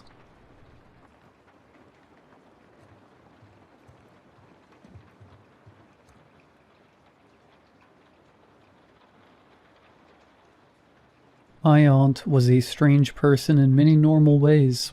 She wasn't eccentric per se, but had specific ways of living her life that obtained a unique focus. Diana lived her whole life alone in the well-kept home, isolated in the woods, from which she drove exactly 21.5 miles to an elder care home where she worked. She was also completely and utterly obsessed with death. I know it's normal to think about death. For most of my early adulthood, I had a near obsessive fixation on it myself. I would often lie at night, trying to fall asleep when the idea of my eventual oblivion struck me, startling me back to an existential terror that would put off rest for another hour, until my mind could calm down and settle back into rest. I would visit graveyards, some where I had no relatives or friends, just to passively experience that rest so that I could accept it more easily. It never helped. But my aunt's fixation was more extreme in proximity and reaction.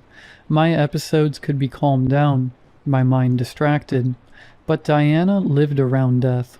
According to my family, her father died while she was still in our grandma's womb, and then she grew up and around several failed pregnancies before my mother was born, which made our grandmother even more stressed and unstable. Diana was 15 by the time my mother entered the picture, which, according to Mom, further isolated them. When my mother was only 2, Grandma had a heart attack in front of her and her sister. Diana stood stiff as a board, unable to do a thing. My grandmother grew paler and paler, writhing on the ground as if she were a deer struck by a truck.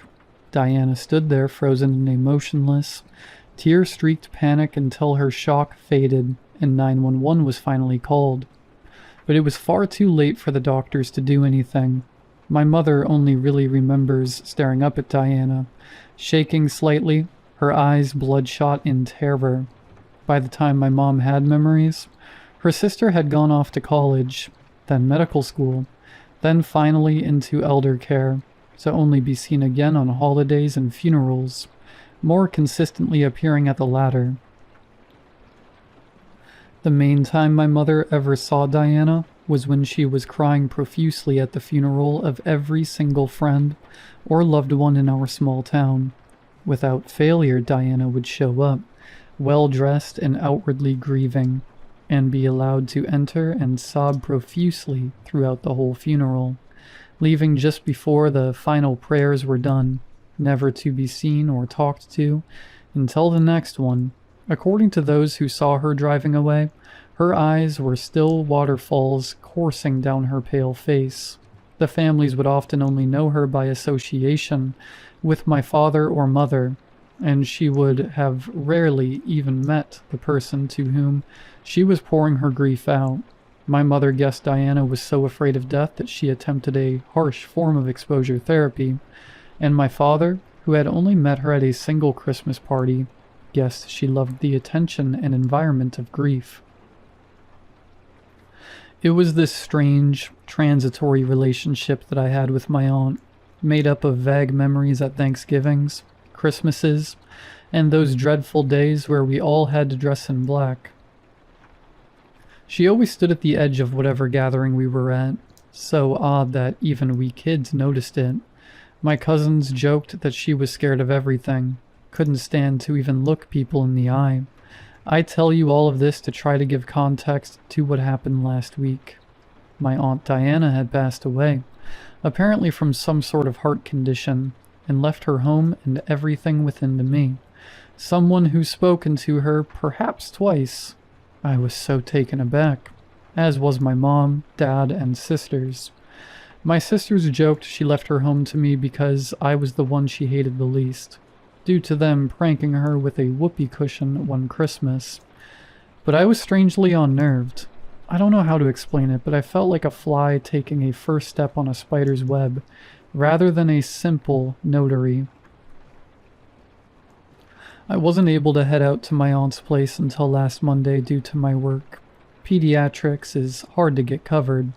She moved away from our hometown and into the mountains, to a cluster of isolated communities in the Appalachians, to pursue her dreams of being an elder care specialist. Her own home was part of a rural sort of neighborhood, houses separated by patches of woods, but still close enough to be within walking distance of other houses. I was surprised by how gray it was, how plain. I briefly wondered if it would be worth it to just hire someone to go through my aunt's stuff, but my paycheck disagreed. I would have to catalog what was left of my aunt's life myself. Getting inside, the interior matched the exterior in dreariness. The living room only had a couch, a glass table in front of it, and an old analog TV sitting on a shelf. But on the walls, there was a myriad of paintings. Some were those old medieval depictions of the Black Death, others were depictions of hell, and others were just strange depictions of skulls, skeletons, and angels descending upon dying men as saviors. And by on the walls, I mean they were covered head to toe in these paintings. A screen door broke up the paintings, leading into the backyard and further beyond the woods. Creeped out, I moved on to a hallway leading out to the left, which led to all the other rooms of the home. The first door I opened nearly made me scream, as when I did, with that little light bled in from the living room, I saw what seemed to be a dog, sitting up in the middle of the room. My panicked hand searched the wall and flicked on the light switch, revealing a golden retriever sitting frozen in place. Its eyes trained on the door with its mouth hanging open. My heartbeat began to slow as I thought the dog must be some sort of statue. But looking at the rest of the room, I realized it was taxidermy. Ducks, owls, deer heads, raccoons, armadillos. All manner of creatures sit posed on shelves or on trophy racks. There was even a bear head above the window that showed the nearby woods. Bending down to look at the platform the golden was sitting on, there was a small plaque that read, "Benny, beloved companion, even while gone, you bring smiles." Surrounding the plaque were a series of Polaroids of a young Diana freshly moved into her house, which appeared far less dreary in the idyllic filter. Sat beside her was a yellow ball of fluff with two black pinprick eyes.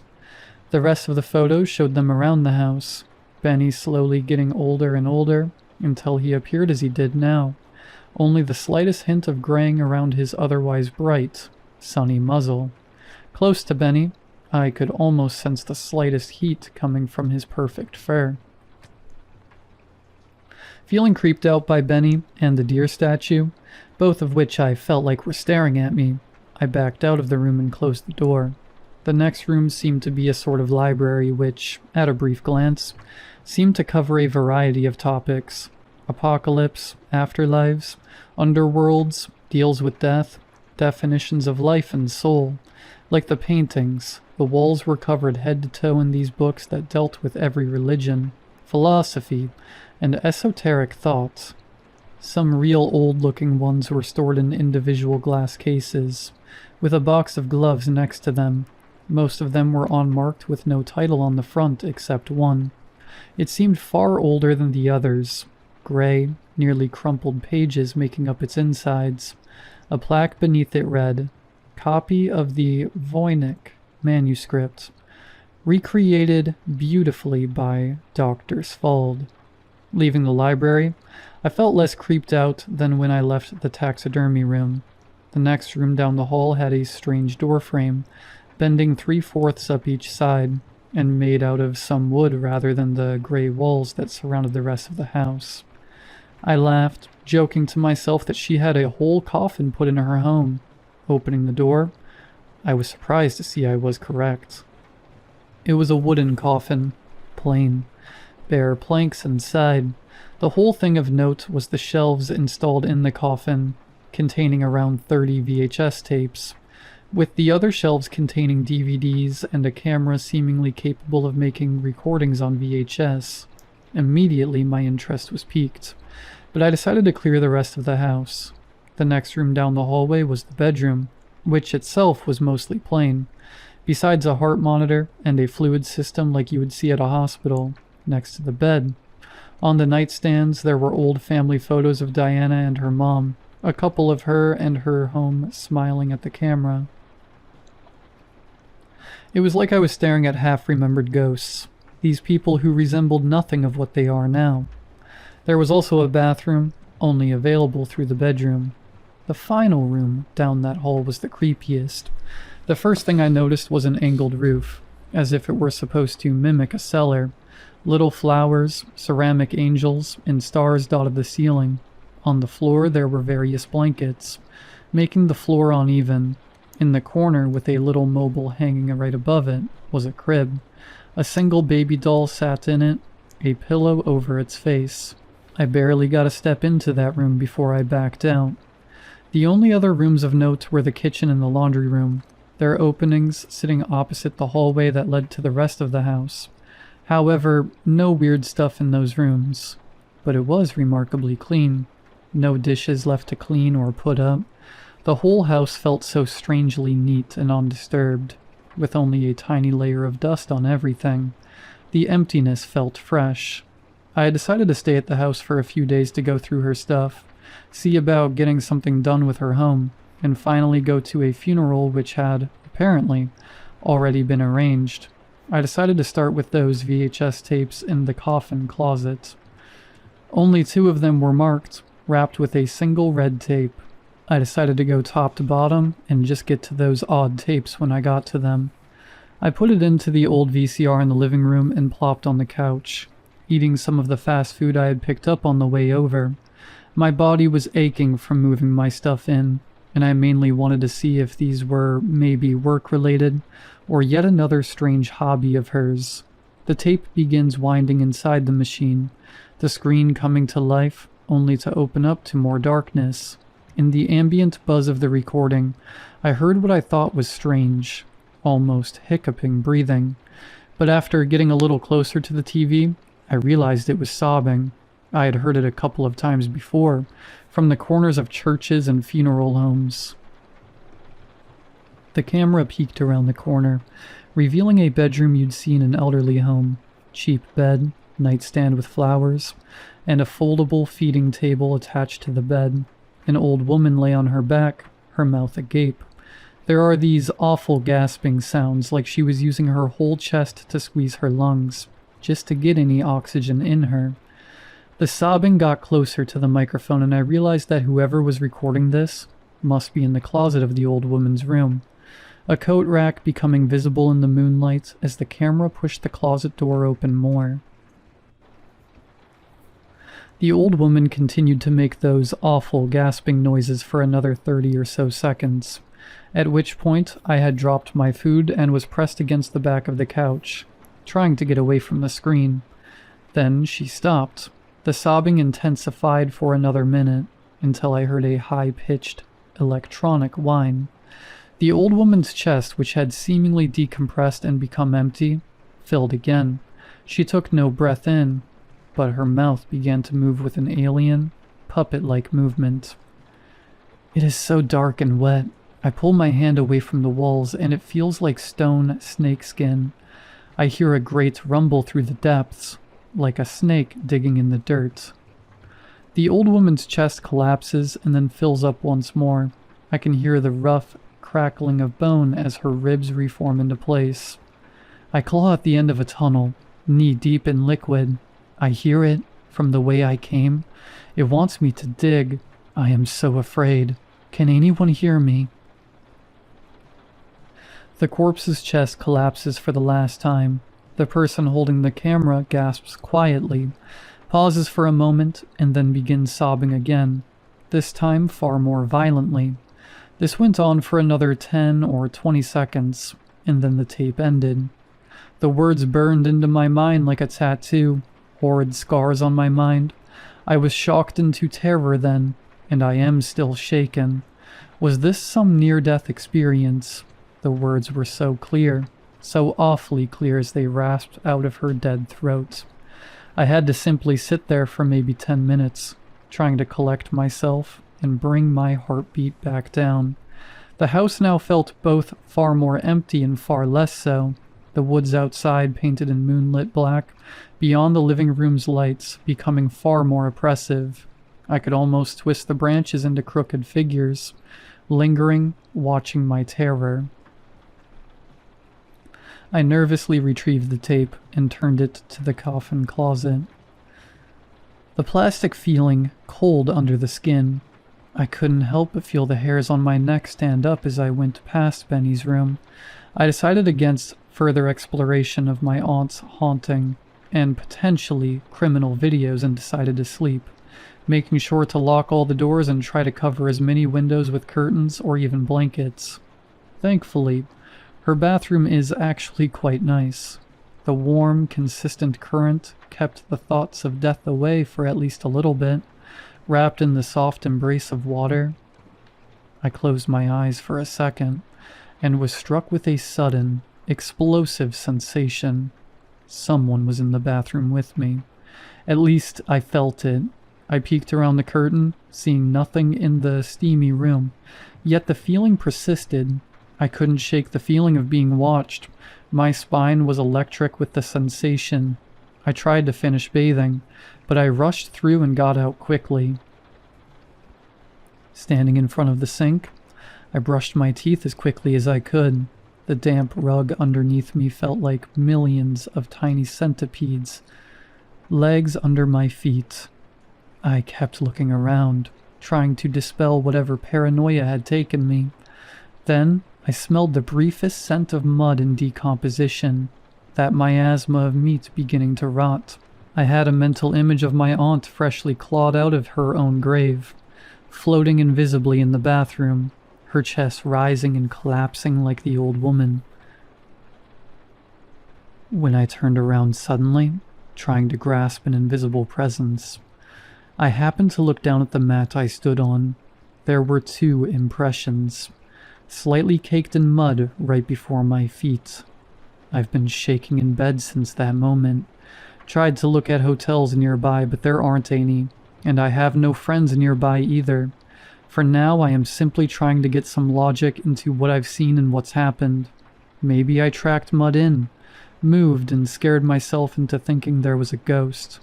Maybe the tapes were some sort of weird film my aunt was making, or some near-death lucidity, or maybe my aunt edited these. I don't know. But despite how fearful I am, I want to find out. There is something my aunt left behind to be solved, and my strange connection with her pushes me onwards. I know it's weird, but I feel like I have a connection to her, and what may have happened.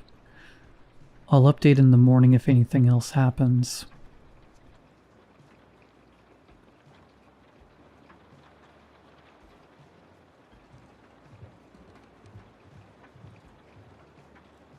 I knew the place had a past.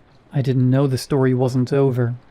The house looked way worse in person, but I knew what I was getting into when I bought the place. At least, that's what I keep telling myself. The listing had said, Victorian charm with a storied past, but anyone within 50 miles knows what really happened there. I wasn't trying to hide it. In fact, as a budding horror writer, I was counting on it. Paranormal tourism is big business, and the whole haunted bed and breakfast gimmick could only help my career. I got out of my car and looked at the house, one of 6 aging Victorians. It stood beneath towering live oaks, with Spanish moss swaying like ghosts in the humid breeze. Locals called them the Sad Sisters, remnants of a small town that never quite took off. Too far inland, too overshadowed by Florida's coastal allure. And then came the 1985 mass murder, the final nail in its coffin. Perfect, I thought. My plan was simple. Move in with my cat Ellie, make the necessary repairs to pass inspection. and start taking reservations for the Good Morning Inn by Halloween. I even had a horror author YouTube channel set up to document the journey. This place was going to make me a name. I flipped on my phone's camera and gave myself a once-over. Eyes big and bright, wide smile, energy up. Showtime. I hit go live. Welcome to my newest, creepiest, most ill-advised decision yet, I said, turning the camera toward the house. Say hello to the future site of the Good Morning Inn, and possibly my untimely demise. I drew out morning with a playfully dark edge, lowering my voice for dramatic effect. My fans love this kind of stuff. The day was sunny and bright, so when I opened the front door, I felt like I was staring into a dark void. All the windows had been boarded up since, well, 1985. I carried Ellie's pet carrier into the foyer. She pinned her ears back and growled. "Oh hush, you're gonna love it here," I said, doubting every word. I put her carrier on the floor and unzipped the flap. She sat back in the corner, refusing to come out. I couldn't blame her. The air felt still and heavy, like the house had been holding its breath for decades. My phone buzzed, an apology from the movers. "Your delivery's been delayed until Monday." Great. I had a cat, a duffel bag, a half-charged phone, and an empty murder house. I wandered into the kitchen and flipped the light switch. Nothing. I groaned. Apparently, the electricity hadn't been turned on yet. Just then, the front door clicked shut behind me, leaving me standing in near total darkness. I heard Ellie growl in the foyer. "At least you've got night vision," I muttered. That reminded me about Ellie's pet cam. It had night vision too. As strange as it sounds, she has her own TikTok channel, and somehow way more followers than I do. No idea why people love watching a cat wander around with a camera strapped to her neck, but the likes and shares help pay for her food and vet bills. So who was I to judge? "Come here, Miss Ellie," I said, gently coaxing her out of the carrier. She wasn't thrilled, but she let me clip the camera to her collar. The moment it was secure, she sniffed the air like something offended her, then slinked off down the hall. I propped the front door open to let in some light and took a look around. Dark wood paneling lined the foyer walls. An old chandelier, draped in cobwebs, hung motionless above me. To my right, a grand staircase twisted up into sinister-looking shadows. Still, I could see the potential. Cleaned up, restored, it would be gorgeous. Moody, atmospheric. Just enough haunted charm to thrill the guests without driving them away. Exactly what I'd imagined. Exactly what I needed. I couldn't wait to show my fans the place. I smoothed my hair, took a deep breath, and started recording. And here we are, guys. Murder House, Day 1. I pulled an exaggerated, wide-eyed yikes expression, then swept the camera around the foyer, down the hallway, and up the shadowed staircase. In the phone's light, it looked like something straight out of a horror film. I walked upstairs. Each step creaked under my feet. "Yep, this is the house," I said. "This is where I'll be living from now on." In the master bedroom, I panned the camera across the faded, puke-green wallpaper peeling in strips. Ghostly outlines of long-gone furniture were imprinted on the walls. It was perfect for my purpose. "Nope, not sleeping in here," I said flatly. The bathroom wasn't much better. The toilet and sink were both rust-stained, and the mirror above them was coated in grime. A dull film warped my reflection into something blurry and wrong. I zoomed in on my face, widened my eyes, and let out a theatrical shriek. Inside, I smiled. They were going to love this. There was another bedroom down the hall, somewhat cleaner, with bright yellow walls. "I guess this is the room I'll sleep in," I said. At the end of the nearly pitch-black hall was another door, shut tight. I didn't need a floor plan to know what it was. "This is it," I whispered. "This is where it happened." I turned the camera on myself and tried to look terrified. Honestly, it wasn't hard. "Should I go in?" I said. "I'm sort of freaking out right now." I flipped the camera back around and showed my hand on the doorknob. Slowly, I twisted it. The door creaked open inch by inch. "Here we go. If you never hear from me again, please call the cops." I stepped in and was hit by a wave of foul air. Not just stale, like the rest of the house. Something worse. Sour and deeply unpleasant. I held out my phone to light the room. Instantly, goosebumps rippled across my skin. My breath caught. For a moment, it felt like my heart stopped.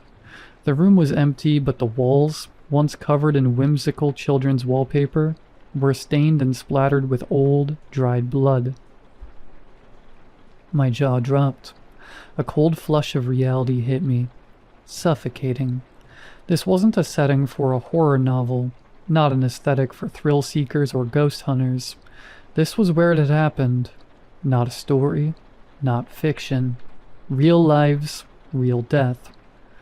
"What the?" I blurted. "They didn't even clean it up?" The truth hit me hard. This wasn't some haunted B&B fantasy. It was still a crime scene. And now I was living in it.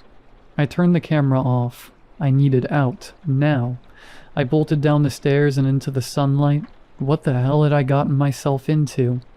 I stood outside for a long time staring back at the house. "Get a grip, Joan," I told myself. "Isn't this exactly what you wanted?" A smile tugged at my lips. Yes, but that didn't mean I wanted to spend the night inside. I had made up my mind.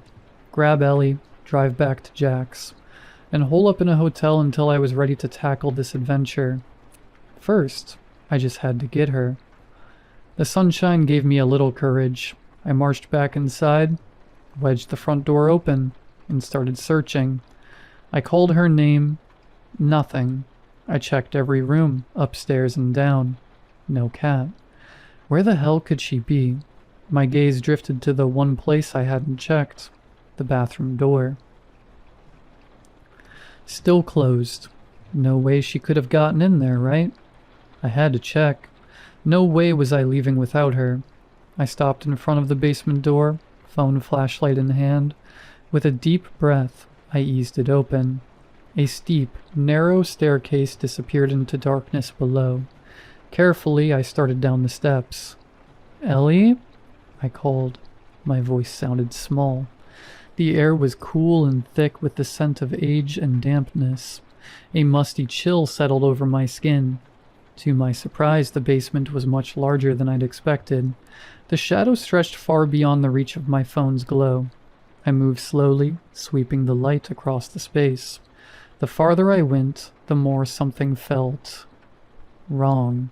The place seemed too large, like it extended beyond the house's footprint. Weird, but hey, incredible bonus for the B&B, right? "Ellie, are you down here?" I called. "Ellie, come here, kitty. Meow, meow." Silence.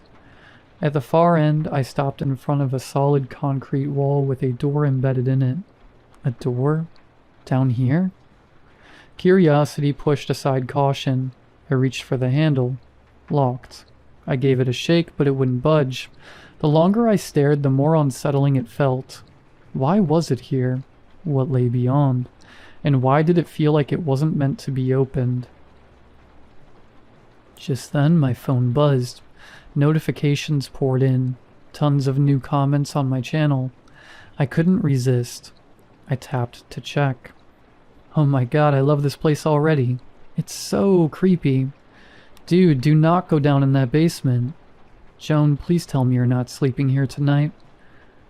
There's definitely some bad juju in that house. Where's Ellie? I want to see the kitty cam. Yes, the pet cam. Why didn't I think of that earlier? I tried to open Ellie's cam, but the screen just spun. No video. Only the audio came through.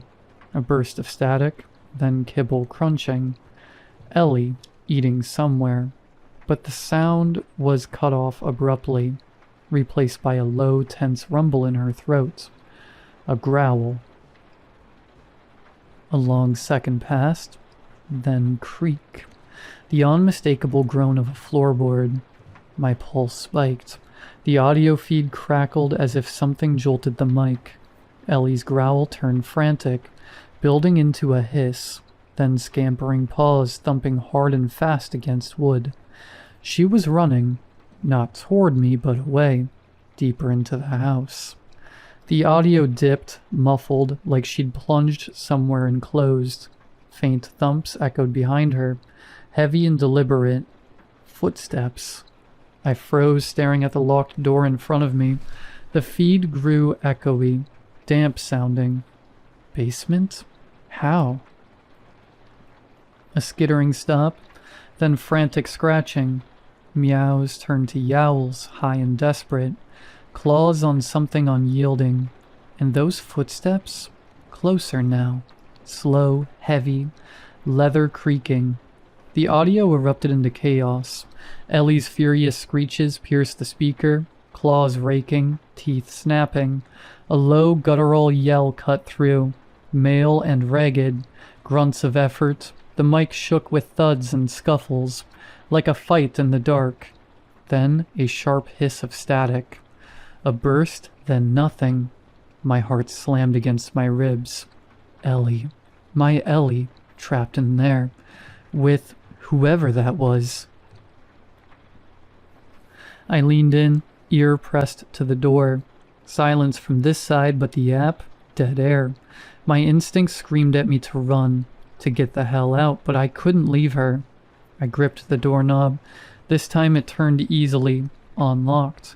My pulse roared in my ears. I was shaking, terrified. I pushed the door open.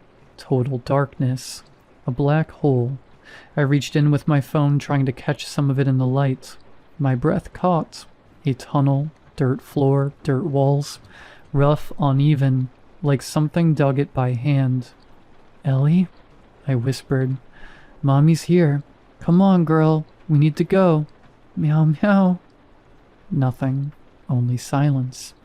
I stepped inside. The air hit me. Musty, foul, and something worse. A thick, sour stench. Sweat. Decay. Ellie? My voice cracked. Then, something pressed down on the back of my neck. Cold. Heavy. A hand. I froze. Couldn't move. Could barely breathe. That awful reek filled my nose and mouth. I gagged. My stomach heaved. A voice rasped in my ear, low, rough, full of hate. My tragedy is not your entertainment. I didn't think. I didn't breathe. I bolted, raced up those stairs 2 at a time, phone clenched in a death grip, through the front door into the daylight, if you could call it that. The sun was already sinking behind the trees, the yard awash in long shadows. I ran straight to my car and slammed the door shut, locking it behind me. For a long time I just sat there, shaking, my heart hammering so loud I could barely think. I kept glancing at the house, at that open door, at the windows, dark as eyes. I don't know what I heard down there. I don't know what just happened. All I know is that Ellie's still inside, and I'm not going back in there alone. Not tonight. The sun's going down fast. I'll stay in the car for a bit, try to think, figure out what to do. If anyone's watching this, if you know anything about this house or that door, or whoever the hell that was, please tell me. I'm scared out of my mind right now.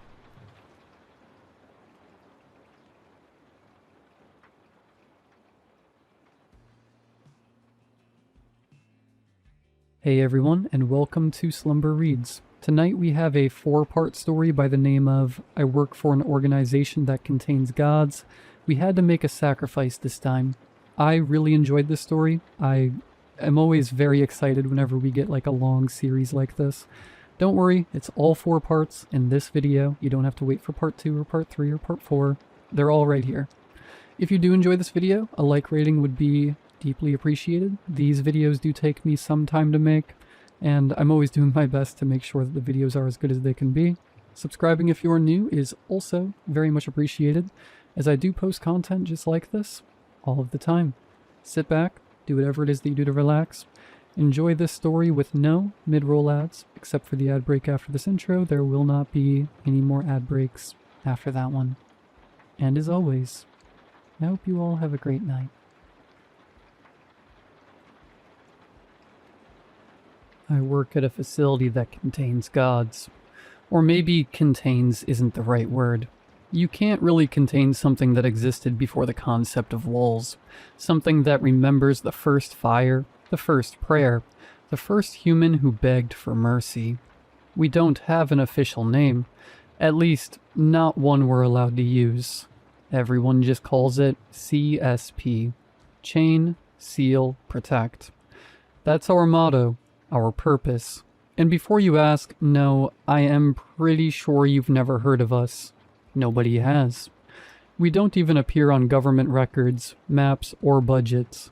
If we do our job correctly, the world never learns we exist. I'm posting this because I don't think anyone will believe me anyway. Well, that, and I've decided to start journaling. Apparently, it's supposed to be healthy. Helps you process your thoughts, organize your feelings, and all that nonsense. But journaling into a notebook sounds boring as hell. No offense to the suburban moms who write 3 pages every morning about their yoga classes and pumpkin spice lattes. But if I'm going to write about my day, I want an audience. And trust me, my days are worth reading about. I love this job. That's probably the weirdest thing you'll hear in this entire story. Most stories like this start with someone who hates their job. They're trapped, desperate, forced into it somehow. That's not me. Okay, that's only partially true. I wasn't exactly forced to join CSP, but they didn't give me many alternatives either. The way they recruit people is actually kind of genius. They don't look for the best candidates. They don't look for the smartest people, the strongest people, or even the most qualified. They look for people who are already half dead, people with no future, people with no family, people nobody would miss. That's what I mean when I say half dead. You're not actually dead, your heart still beats, you still wake up every morning, but your existence has already faded from the world. Nobody calls, nobody checks in, nobody notices when you're gone for a week, or a month, or forever. You've already been forgotten, so you might as well be halfway in the grave. That's the kind of people CSP recruits. Because when you work at a facility dedicated to chaining, sealing, and protecting things that shouldn't exist, employee retention isn't exactly great. And if one of us dies, well, it's easier when nobody comes looking. Well, I wasn't always half dead. I had a family once. Not a good one, but a family. Getting into the details would take an entire post and probably trigger another mental breakdown, so let's skip the trauma dump. All I'll say is that I left, and I never looked back. And as far as I'm concerned, even if they all perished, it isn't my problem. After I left, things got worse. I hit rock bottom, tried to end it all, and then ended up under state supervision.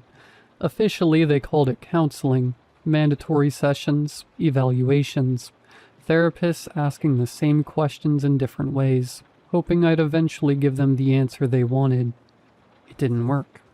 Mostly because I lied through every session. At least, I thought it was counseling. Turns out it was recruitment. A few weeks after my treatment ended, I was taken.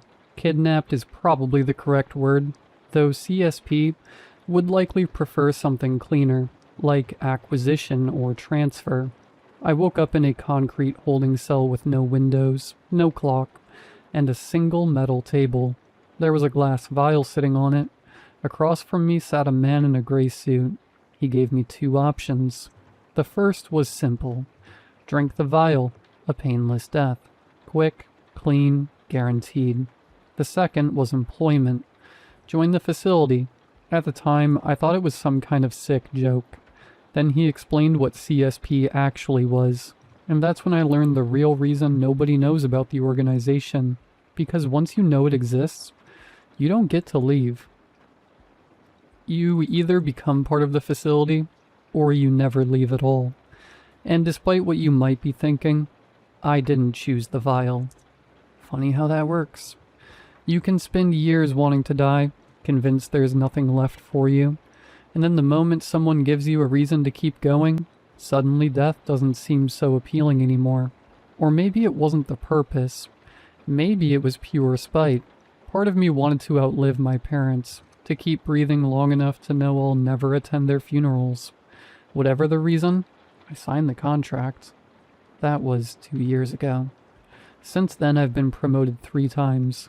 Not because I'm exceptional, not because I'm some genius monster hunter or elite operative. I'm just the only idiot left alive to promote. Most of my coworkers are fresh recruits. Every few months, a new batch arrives, looking confused, terrified, or numb.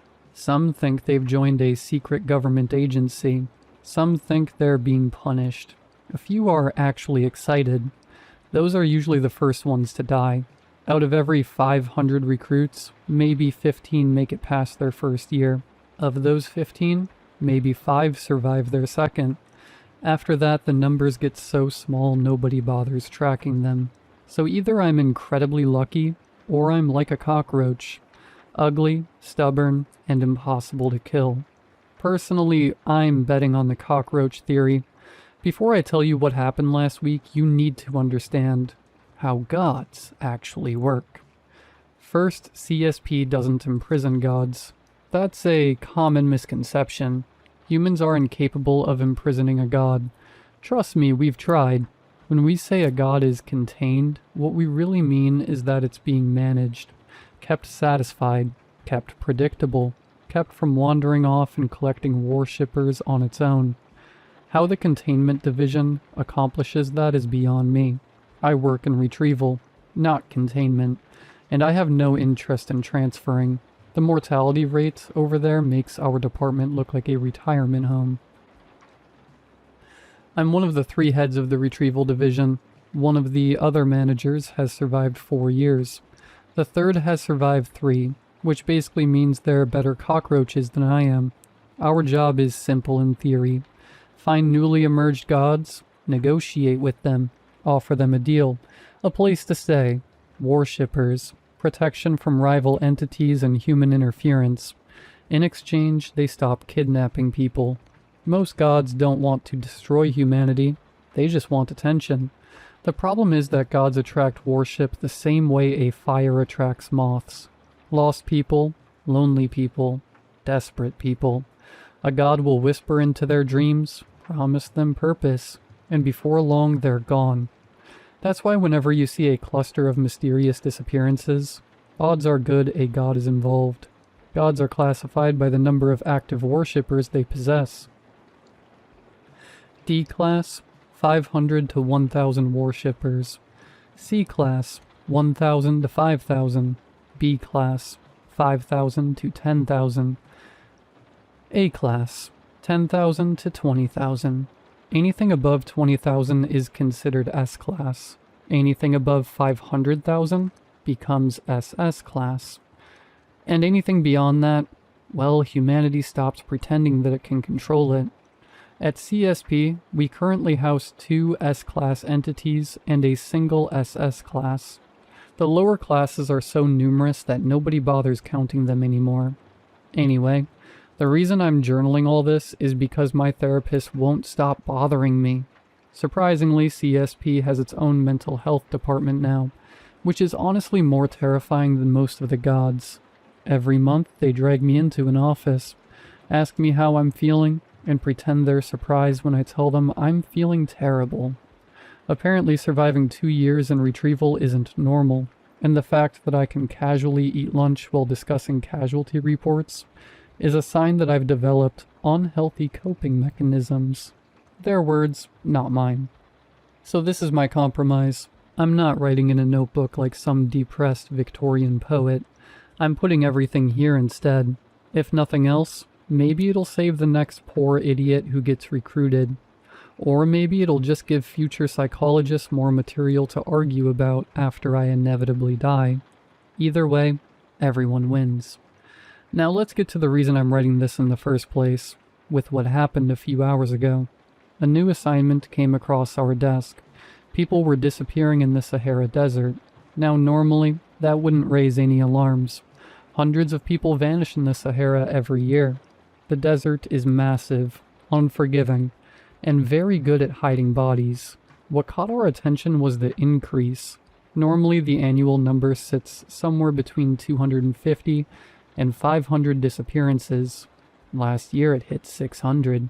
This year, it had already reached 700, and we weren't even halfway through the year. Something was taking them, which usually means a new god has appeared. Our team was dispatched immediately. Unfortunately, I had another problem. I needed a new assistant. Again. I really need a new assistant, Jacob, I said. Well, Jacob is one of the other two cockroaches.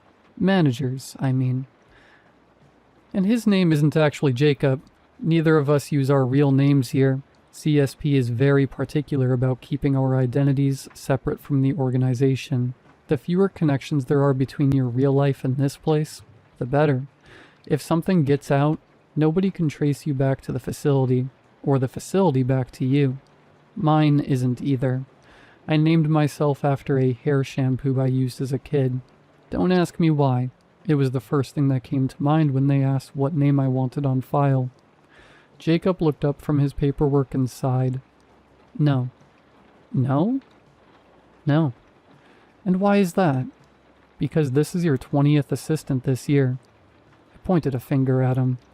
That statistic is incredibly misleading. How? Because it implies I killed them. Jacob stared at me. I stared back. Fine, I said. Most of them died on my missions. Exactly. It's not my fault the recruits keep dying. I'm not their mother. That's probably what worries me. I glanced at the dock. 10 minutes until departure. If I missed the helicopter, Jeff would leave without me. The pilot already hated me for reasons that may or may not involve an incident with an ancient fertility god and a fuel truck. Please, Jacob groaned. Fine, take Sean. A young man sitting nearby immediately looked horrified. Jacob shoved him toward me. He's from my division. If he dies, Nairi, I'm not giving you another assistant. Deal. I left before he could change his mind. Sean hurried after me toward the helipad. The poor guy looked like he was walking toward his execution. Statistically speaking, he kind of was. My retrieval team consists of 56 people. 7 are part of the command team.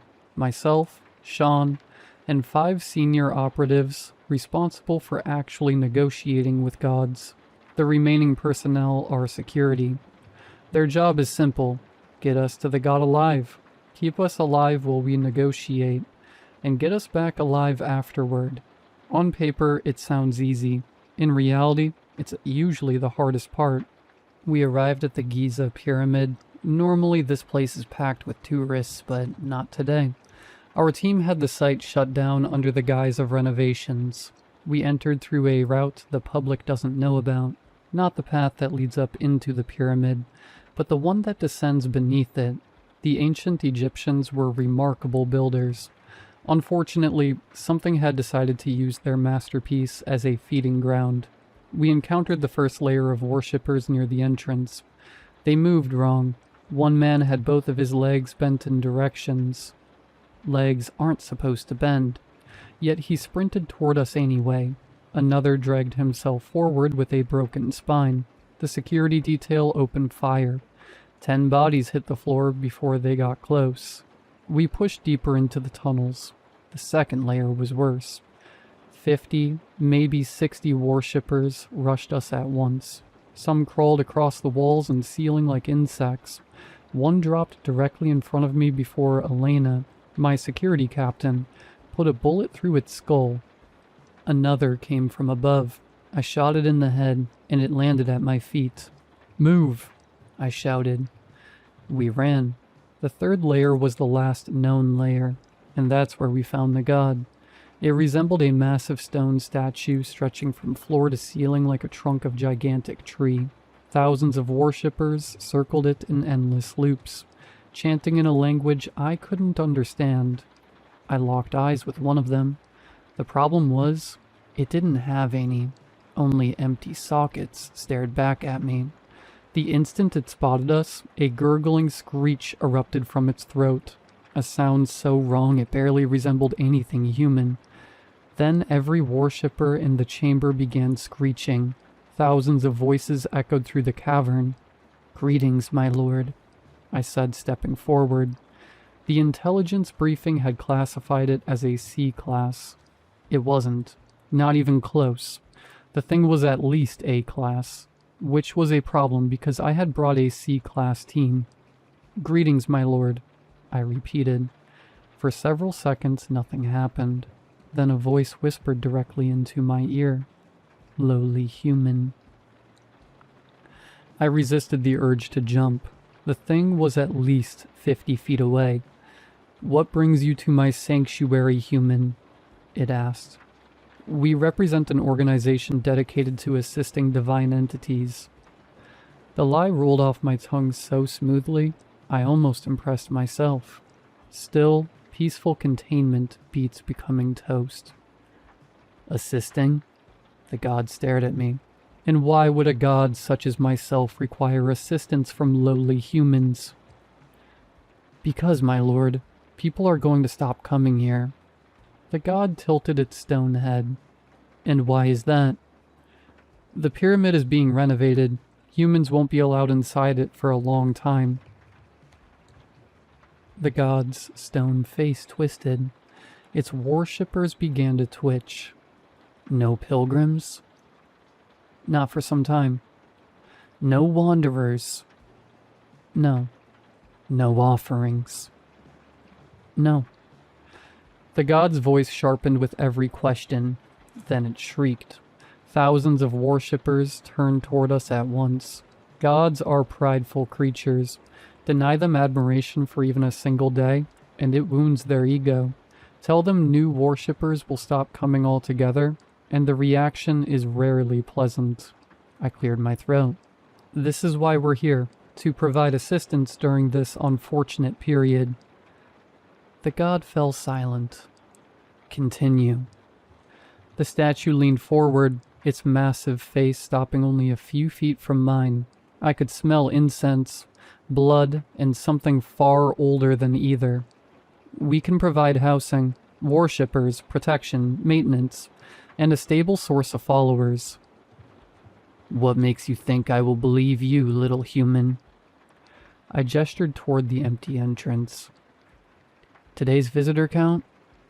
The god didn't respond. 0 worshippers arrived today. Still nothing. And tomorrow won't be much better. The statue slowly straightened. I could practically hear it thinking, which was terrifying. God's thinking is usually bad for humans. "And what would you demand in return?" it finally asked. "Very little. Nothing is ever little with humans." "Fair." The worshippers resumed their circling, their feet scraping softly against the ancient stone as they moved. I reached into my bag and removed the sealed scroll. "We've prepared a formal proposal." Before the god could respond, I handed it to Sean and shoved him forward. "Huh?" was all Sean managed to say before he stumbled into one of the worshippers. Several of them immediately grabbed him and dragged him toward the statue while he screamed. The scroll floated from his hands before it reached the ground. The god read it. I have no idea what was written on it. Nobody in Retrieval does. The scrolls arrive sealed from the containment division. They're written in some ancient language only gods can understand. We aren't allowed to open them. Rumor says reading one drives humans insane, and I've never been curious enough to test that theory. "Quite a proposition, lowly creature," the god snarled. For a moment, I thought it was going to reject the offer. Then it laughed. "I accept." And with that, a blinding light filled the chamber, causing all of us to close our eyes. When I opened my eyes, the statue was gone. The worshippers were gone. The cavern was empty. Another successful mission. We returned to the helicopter. I was halfway on board when I realized Sean wasn't with us. I looked around, counted heads, counted again. Still no Sean. I sighed. Sorry, Jacob. I already knew he was going to kill me.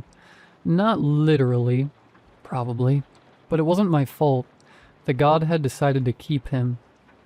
The entity now resides on the 44th floor of the facility under a long-term containment agreement. Sean lives there too. He's one of the worshippers now. Last I heard, he spends his days walking in circles and chanting in a language nobody understands. Officially, he's listed as alive. Personally, I think that's debatable. Still, that's not what has me irritated. What has me irritated is what was waiting for me when I got back. A new assignment. Apparently, while we were dealing with the pyramid, something showed up in Antarctica. Normally, that wouldn't be my problem. Antarctica is usually containment's territory. If something decides to crawl out of the ice, they can be the one to deal with it.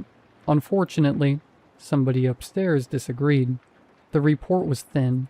Too thin. Just 3 pages. A satellite image, a casualty estimate, and a single sentence highlighted in red. Possible divine emergence confirmed. Retrieval team required immediately. I remember staring at that sentence for a long time. Not because of the assignment, not because of the location, because of the casualty estimate. The last team that went there was erased, never to be seen again. It was a containment division team, and apparently, just because I was a 100% success rate, the people upstairs think this is something I can handle. Side note, I can't. The previous team vanished into thin air, never to be seen again, which means whatever we're going to find in Antarctica already has them. And if that's the case, there's a decent chance my next assistant won't be the only one who dies. Honestly, I should probably get some sleep before we leave. The helicopter departs at 6, so 8 hours from now. At least that means Jacob won't get the chance to kill me. By the time he receives the report, I will be long gone. Antarctica is waiting, and for the first time in a long time, I'm not looking forward to a mission. Part 2. So I got a new boss. Well, got is a crazy way to put it. Forced into the arrangement is probably more accurate. I have a lot of feelings about the situation, and unfortunately, most of them are terrible. The rest are alcohol-related. So this feels like the perfect time to sit down and write everything out before I convince myself none of it actually happened. The short version is that Antarctica went very, very wrong.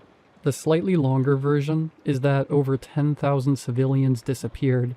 405 containment personnel vanished trying to investigate, and for reasons that still escape me, management decided I was the right person to send after them. Apparently surviving previous deadly encounters qualifies you for future deadly encounters. Human resources should really stop using that metric. To explain how any of that led to my current employment situation, we need to go back a few hours, to the moment a casualty report landed on my desk. Missing. Containment Division personnel, 405. Civilians, over 10,000. I stared at the report. 10,000 civilians was tragic. 405 containment personnel was a staffing problem. Before you judge me, understand that these numbers directly affect my workload. According to the file, scientists stationed throughout Antarctica had been disappearing for the past 3 months.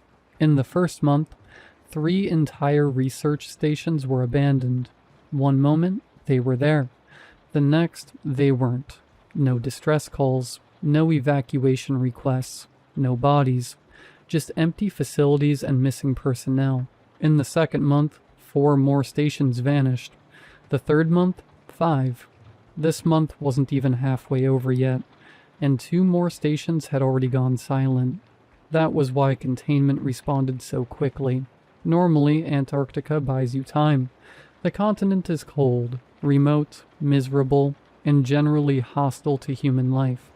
Emergency responses aren't exactly convenient, but when entire research stations start evaporating off the face of the planet, people suddenly become very motivated. A containment division task force was dispatched almost immediately. 405 personnel. Every single one disappeared. I was lucky I'd been in Egypt. Otherwise, that would have been my team, and somehow, I don't think I'd be reading this report right now. I would have been part of it.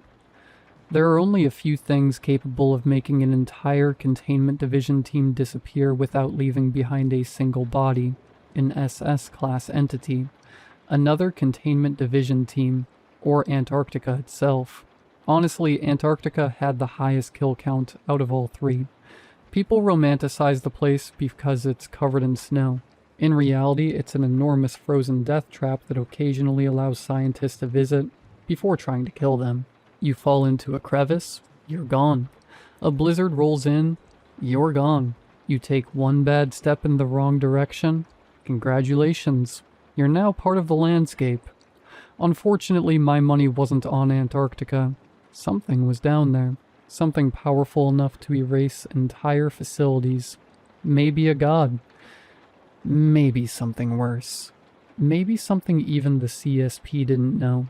As ridiculous as that sounds, several incidents over the last 3 months suggested CSP wasn't nearly as informed as it liked to pretend. Gods had started disappearing from containment. Not escaping, disappearing. One day they'd be present, the next they'd be gone. Days or weeks later, they'd casually return as if nothing had happened. Whenever they were questioned, the answer was always the same. We had offerings to make. That was it. No explanations, no details. The lack of answers wasn't unusual. Most gods barely acknowledge that humanity exists. Talking to one is like trying to interview a hurricane. They generally don't care what you think and have no interest in explaining themselves. The only exception was a river god Jacob's team had recovered from the Amazon last spring. The thing loved hearing itself talk. Most gods treated interviews like talking to ants. It treated them like podcast appearances.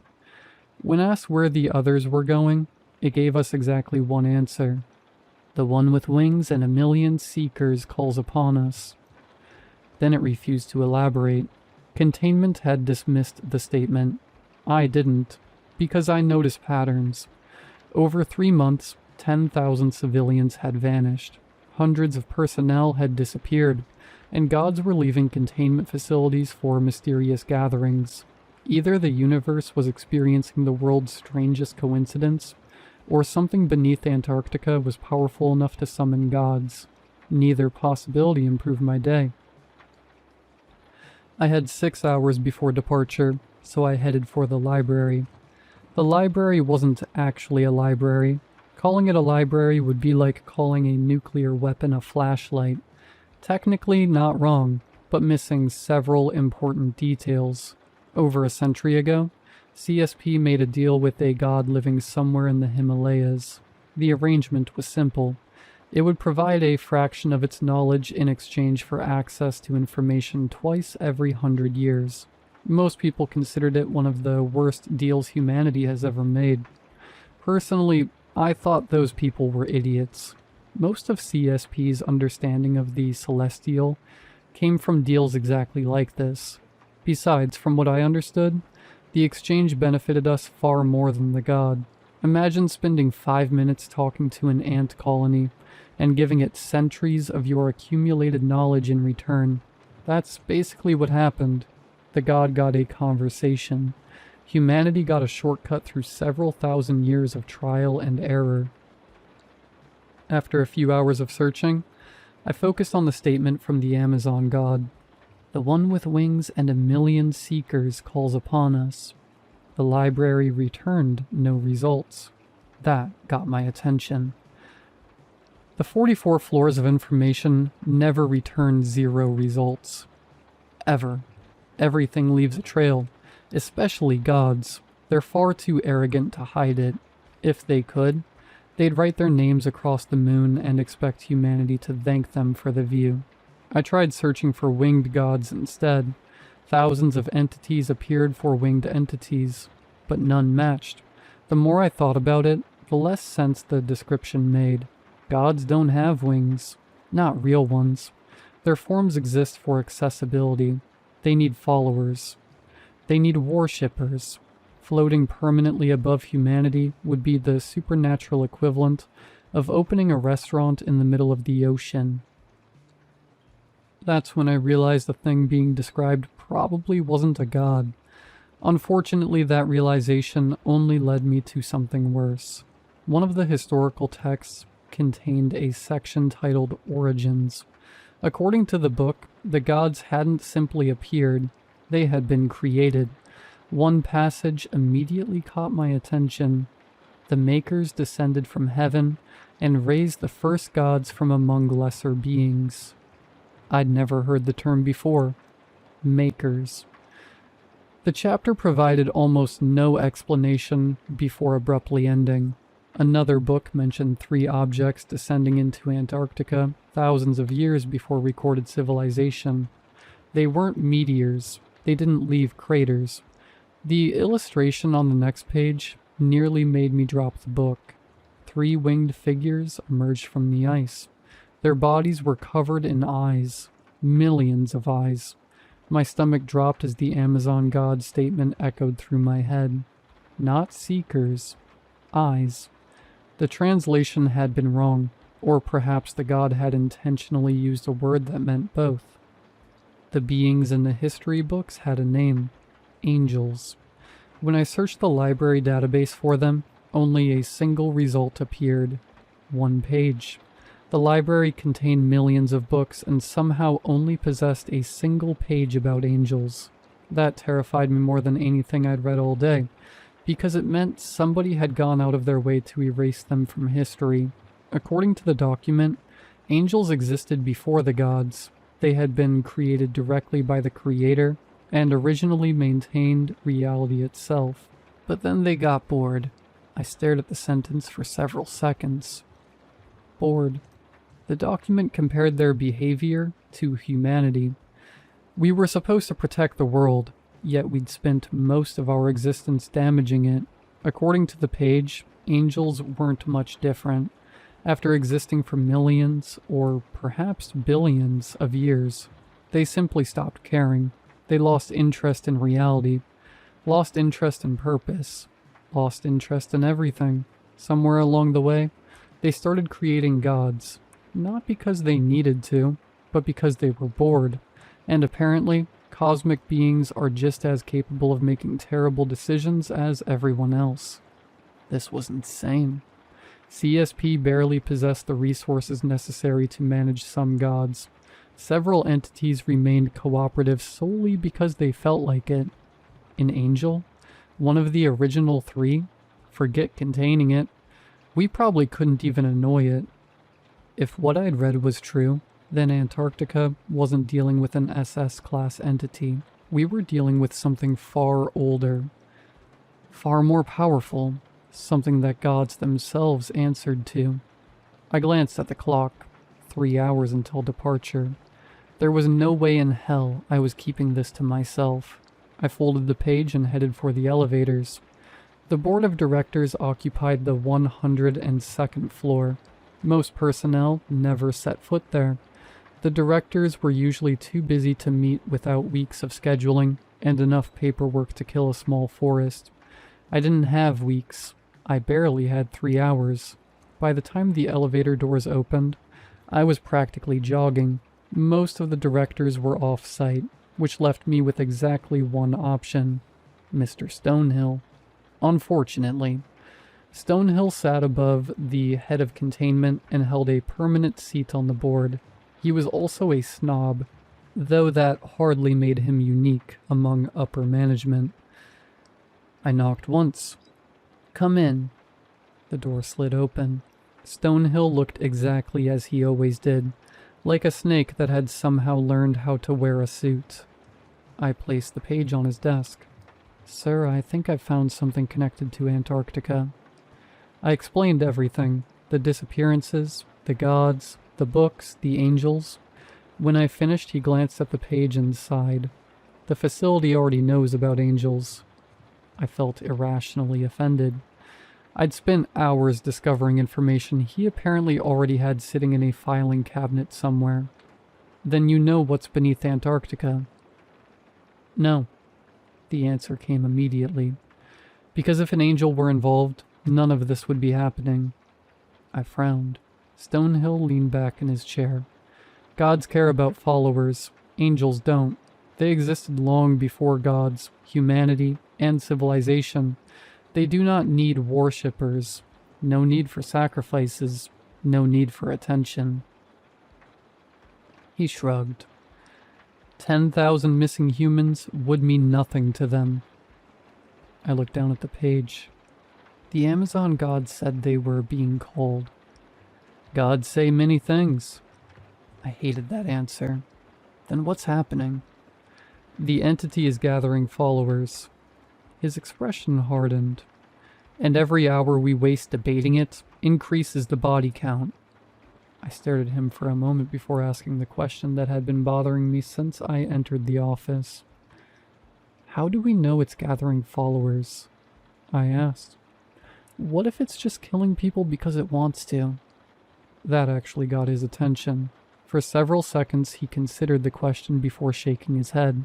If something powerful enough to erase 400 personnel killed purely for amusement, humanity would have disappeared long ago. I hated that answer. Unfortunately, hating it wasn't going to buy me any extra time. Before I could argue, the office door opened. Stonehill's assistant stepped inside. Sir, transport is ready. Stonehill nodded, then looked at me. The conversation was over. Your aircraft leaves in less than 2 hours, Miss Nyeri. I grabbed the page from his desk. Stonehill had already gone back to his paperwork. As far as he was concerned, Antarctica contained another god, another mission, another problem. Nothing more. I knew the CSP viewed personnel as grains of salt, so his indifference didn't surprise me at all. We reached Antarctica surprisingly quickly. The aircraft was mostly automated, which wasn't standard for CSP operations. They usually insisted on keeping a pilot on board. This time they didn't. Personally, I figured it was because if all 800 of us vanished, they'd still be able to recover the plane. The CSP loves cutting costs, which is funny considering none of us get paid. People hear secret government organization and imagine unlimited budgets. The reality is less glamorous. We live in CSP facilities, eat CSP food, wear CSP uniforms, and usually die before retirement. For the few who somehow survive long enough to retire, there is a pension waiting for them. Most never get the chance to collect it. On the bright side, healthcare is free, so I try not to complain too much. The automated aircraft landed roughly 2 miles from the anomaly. 800 security personnel accompanied me. My negotiation team consisted of 20 specialists selected from various departments. Normally, I'd also have an assistant. Unfortunately, my last assistant is technically still classified as alive, so I don't qualify for a new one. We approached the entrance of a massive ice cave carved deep into the Antarctic shelf. At first, nothing seemed unusual. The tunnel descended in layers, each one deeper than the last. We passed the first level, then the second, third, fourth. Nothing. By the time we reached the 6th level, several members of the team were visibly relaxing. I wasn't. Something had erased 405 containment personnel. It was here. We simply hadn't found it yet. Then we reached the 7th level, and everything changed. The cold didn't bother me much. Our suits were designed for Antarctic deployment, and could withstand temperatures that would have killed an unprotected human in minutes. What I saw did. The walls were covered in bodies. Thousands of them. Frozen men and women embedded directly into the ice. Scientists, containment personnel, Civilians. Some looked terrified. Others appeared completely calm, as if they'd simply stopped moving and frozen where they stood. The tunnel stretched ahead for miles, and every inch of it was lined with human beings. Nobody spoke. Nobody needed to. I stared at the frozen faces surrounding us, then into the darkness waiting ahead. This was bad. So unbelievably bad. Because I finally knew one thing for certain. This wasn't a god. Gods need followers. They need worshippers. They need people they can influence, manipulate, and communicate with. Freezing thousands of humans inside a glacier where probably nobody could ever reach them served no purpose. We continued downward. Level 8, Level 9, Level 10. The bodies never stopped. The deeper we went, the older they became. Scientists gave way to explorers. Explorers gave way to soldiers. Soldiers gave way to people wearing clothing from civilizations that should not have existed. Some of the corpses looked thousands of years old, yet somehow remained perfectly preserved, as if the ice itself refused to let them decay. By the time we reached the bottom, nobody was speaking anymore. At the center of the cavern stood something larger than a mountain, a winged figure covered in eyes. Millions of them. Chains wrapped around its body and disappeared into the ice. For one brief, glorious moment, I thought it might actually be imprisoned.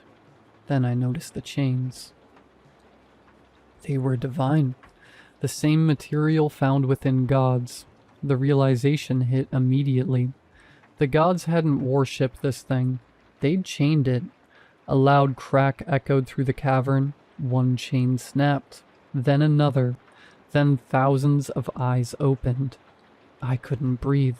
I couldn't even move. The light pouring from the angel's countless eyes was so bright that I instinctively shut my own.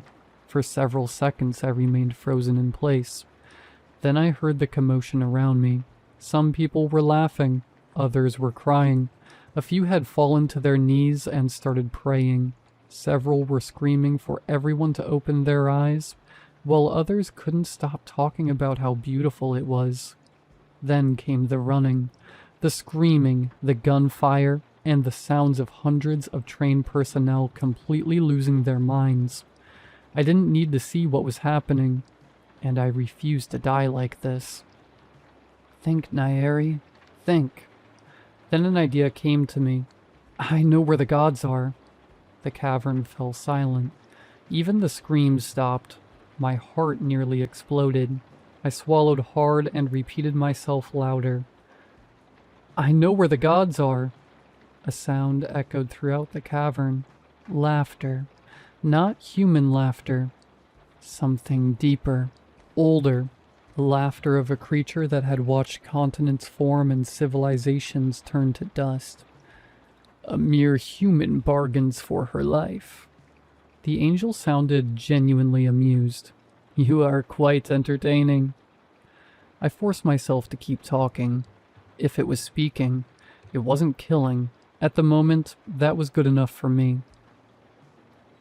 Weren't they the ones who trapped you here? The laughter grew louder. You believe they trapped me? You believe chains can imprison me? For the first time, I risked opening my eyes. I immediately regretted it. Millions of eyes stared back. Every single one focused on me. I remained because I wished to remain. The angel shifted one of its wings and the entire cavern trembled. Chunks of ice broke from the ceiling and crashed into the darkness below. The gods occasionally gather and strengthen the chains. They imagine themselves powerful enough to contain me. The laughter returned. I find the spectacle entertaining. It relieves my boredom. I looked around. People were still disappearing. Others continued walking toward the angel despite every survival instinct screaming at them to run. This thing wasn't trapped. We were the ones imprisoned with it. Then the angel's attention settled on me once more. The cavern became silent, but human. Millions of eyes narrowed. What will you offer to relieve my boredom? I had a feeling there wasn't a correct answer to that question. There were only disappointing ones, so I did the only thing I could think of. I told the truth. I belong to an organization that houses gods. Its purpose is to keep them in check. For a moment there was silence. Then the angel laughed harder than before. The cavern shook violently. Entire sections of ice collapsed. Thousands of frozen corpses shattered against the floor like glass. Humans keeping gods in check. It laughed again. Now that is genuinely intriguing. Then the laughter stopped instantly. Millions of eyes focused on me. Perhaps, the angel said, my eternity has finally become interesting. The chains rattled. Cracks spread across them like spiderwebs as the cavern shook around us. People screamed while ice collapsed from the ceiling. I looked around desperately. 800 personnel, 20 negotiations, thousands of frozen corpses. Humanity's greatest containment organization. And none of it mattered. Then the angel made me an offer. Promise to relieve my boredom, and I may continue tolerating humanity. May, not will. May. The kind of wording lawyers and supernatural horrors absolutely love. Around me, people continued dying. 800 soldiers, 20 negotiators. Entire teams vanished while the angel waited for my answer. I'd love to tell you I accepted because I wanted to save humanity. That would sound heroic, but it would also be complete nonsense. The truth is, I was terrified. Everyone else was already dead. The mission was over. The expedition had failed. The only thing I'd accomplished was becoming slightly more interesting than the thousands of corpses frozen into the walls around me. The angel didn't value me. It wasn't choosing me. I was just the newest thing in existence that hadn't become boring yet. Unfortunately, that was still a much better position than everyone else's. Maybe refusing would have saved the world. Maybe accepting doomed it. I didn't know. What I did know was that I wasn't ready to die in a hole beneath Antarctica, so I made the only decision that benefited the person I cared about most. Myself. Okay, I said. I agree. Just make it stop. The world turned white. When I woke up, I was inside the aircraft. The engines were running. The autopilot was already returning us home. The seats around me were empty. No soldiers, no negotiators, no pilots. The angel had never accepted my terms. It had offered its own. As soon as I returned this afternoon, I found myself standing before the board of directors trying to explain why I was the only survivor. What happened there, Agent Nairi? Madame Lenny's voice cut through the silence. All 8 board members, including Stonehill, were staring at me. It was an angel. The room immediately became tense. Several directors inhaled sharply. Others exchanged nervous glances. They're all dead, I continued. But in return, the angel accepted our terms. Several directors visibly relaxed. The agreement isn't permanent, I added. The relief vanished instantly. Not permanent? What do you mean, Agent? Madame Lenny asked. I swallowed. I think only the angel can explain it. Then the conference room doors opened. Every head turned. A young man stepped inside. Dark hair, perfect smile, eyes that seemed far too bright. For a moment nobody moved. Nobody breathed. The young man looked around the room, his smile widening as he took in the expression staring back at him. Then he tilted his head slightly. Someone promised me that you all would keep me entertained. His gaze drifted across the conference table. For a moment, he looked almost disappointed. I suppose we'll find out if she was telling the truth. Now, if you're wondering, yes, he came back with me. I know what I said earlier. The aircraft was empty when I woke up. It was. There were no pilots, no negotiators, no soldiers. I never said there were no angels.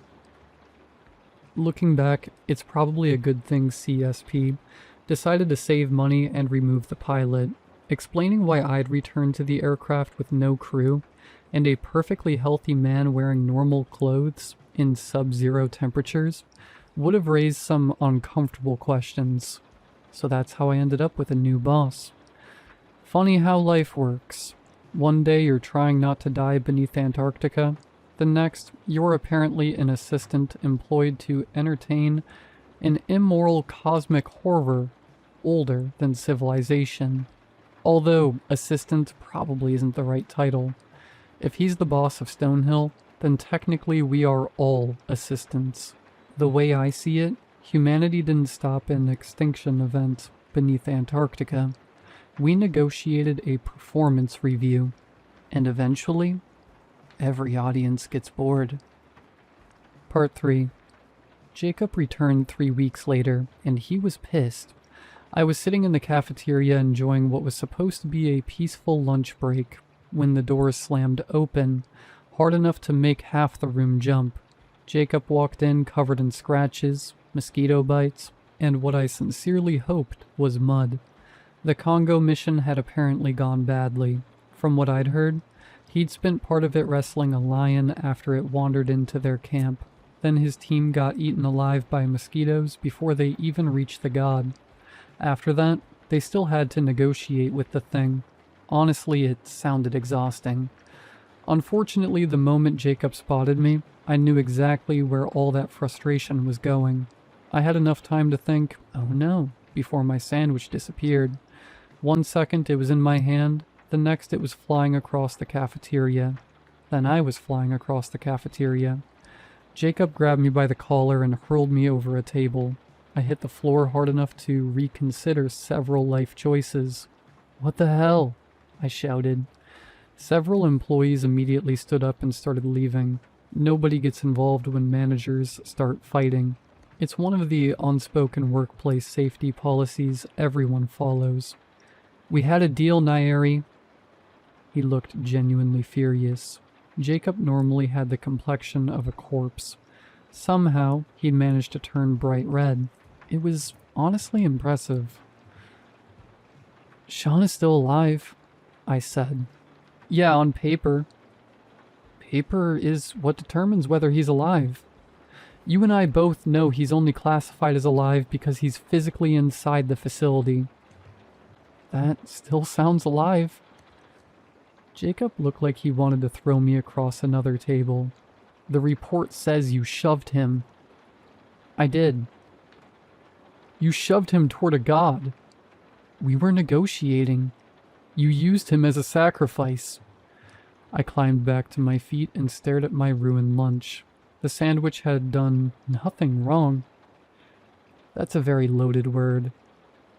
"Nairi." "What?" "You shoved an assistant into a supernatural entity." "And?" For a moment, Jacob stared at me. I sighed. "Look, I didn't know the god was going to keep him. I don't even know what was in the contract. None of us know the ancient language. For all I know, the contract could have included a section about complimentary assistance." Jacob opened his mouth. "That's not the point." "It kind of is. The point is Sean is walking in circles on floor 45, chanting at walls." I shrugged. The god did something outside the agreement, outside standard procedure, and outside my knowledge, which means that this is a containment problem, not a Nairi problem. The surrounding cafeteria had gone completely silent. Jacob looked genuinely conflicted because, unfortunately for him, I had a point. A terrible point. A morally questionable point, but still a point. "I hate you," Jacob said. "That's fair." Then he grabbed my backup sandwich off the table and started walking away. This was such a bad start to the week. Jacob had stolen my backup sandwich, thrown me across the table, and somehow managed to make Sean's situation sound like my fault. I picked up my tray and dumped what remained of my lunch into the trash. 3 weeks had passed since Antarctica. 3 weeks since I'd brought an angel back to the facility. Yes, everyone knows about him now. That had somehow become my problem too. I was halfway through mentally drafting a complaint to Human Resources when the cafeteria went silent. Not normal silent. Not coworkers watching two managers argue silent. The kind of silence that makes you immediately think, "Oh, for the love of God, what now?" Jacob stopped dead in his tracks. The anger drained from his face so fast it was almost impressive. His eyes moved past me towards something behind me. Around us, employees started standing up. A few lowered their heads. One woman dropped her tray, and nobody moved to pick it up. The entire room had suddenly become very interested in not attracting attention. I sighed. I already knew what that meant. I turned around and immediately understood the problem. The angel was standing in the doorway. He looked the same as he had in Antarctica. Tall, pale, perfect. The kind of face ancient civilizations would have carved into mountains and then started wars over. He was wearing a CSP employee badge. I don't know why that bothered me more than anything else. The badge even had a photo. And a name. Angelo.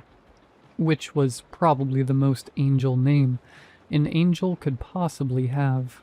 Someone had apparently convinced an eldritch celestial entity to sit still for an identification photo, fill out employee paperwork, and accept a name badge. Or maybe he'd requested one himself. I wasn't sure which possibility was worse. For some reason, he'd developed a habit of appearing wherever I happened to be.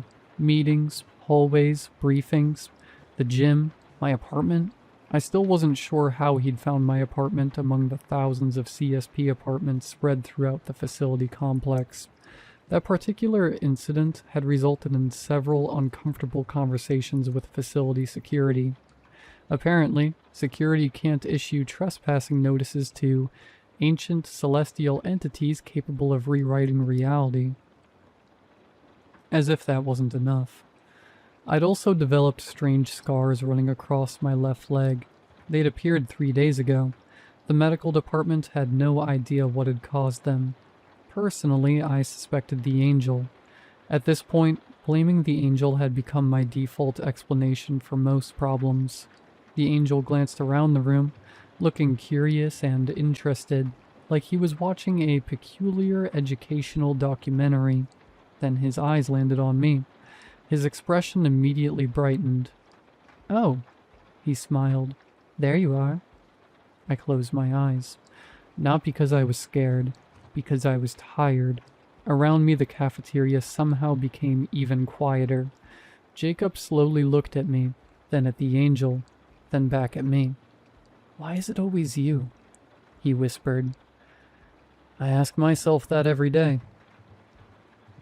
The angel started walking toward us. Everyone immediately moved out of his way. Nobody wanted to end up on the angel's list of hobbies. Unfortunately, I'd already lost that privilege. He stopped directly in front of me and stared for several seconds before tilting his head. "You are injured." I glanced at the bruise on my arm. "I'm aware." The angel followed my gaze. His eyes settled on Jacob. Jacob visibly tensed. Honestly, I couldn't blame him. The angel studied him for a moment before looking back at me. "Did he do that?" The entire cafeteria froze. Jacob stopped breathing. A few employees looked like they were preparing evacuation routes. "No." Jacob relaxed. "He only threw me across the table." Jacob immediately stopped relaxing. The angel blinked. "Oh." For several seconds he appeared to think about that. Then he turned toward Jacob and smiled. "Is this injury deadly to humans?" "No," I said. I was starting to get annoyed. The angel had a habit of asking questions like this. Over the past week, he'd asked enough questions to fill an entire library. Most of them were concerning. Some were merely annoying. A few had resulted in emergency meetings. How many bones can a human lose before it becomes a problem? Why do humans become upset when they are lied to? Can sadness be measured? Why do humans celebrate surviving another year? Why do humans enjoy horror stories? How much of a human can be removed before it affects productivity? How many employees can I duplicate before CSP notices? Those last two questions alone resulted in 3 emergency meetings, 4 containment reviews, and a facility-wide employee census. Then there were the questions directed specifically at me. Would you inform me before dying? If I prevented your death forever, would you still dislike me? Why do you become irritated when I watch you sleep? Those questions bothered me, not because I thought he was threatening me. The angel didn't really understand threats. The problem was that every question sounded genuine, like he was honestly trying to understand why the answers weren't obvious. And unfortunately, I had somehow become his preferred source of information. Or, as Stonehill liked to put it, his lab rat. That is good, the angel said. It would be inconvenient if you died.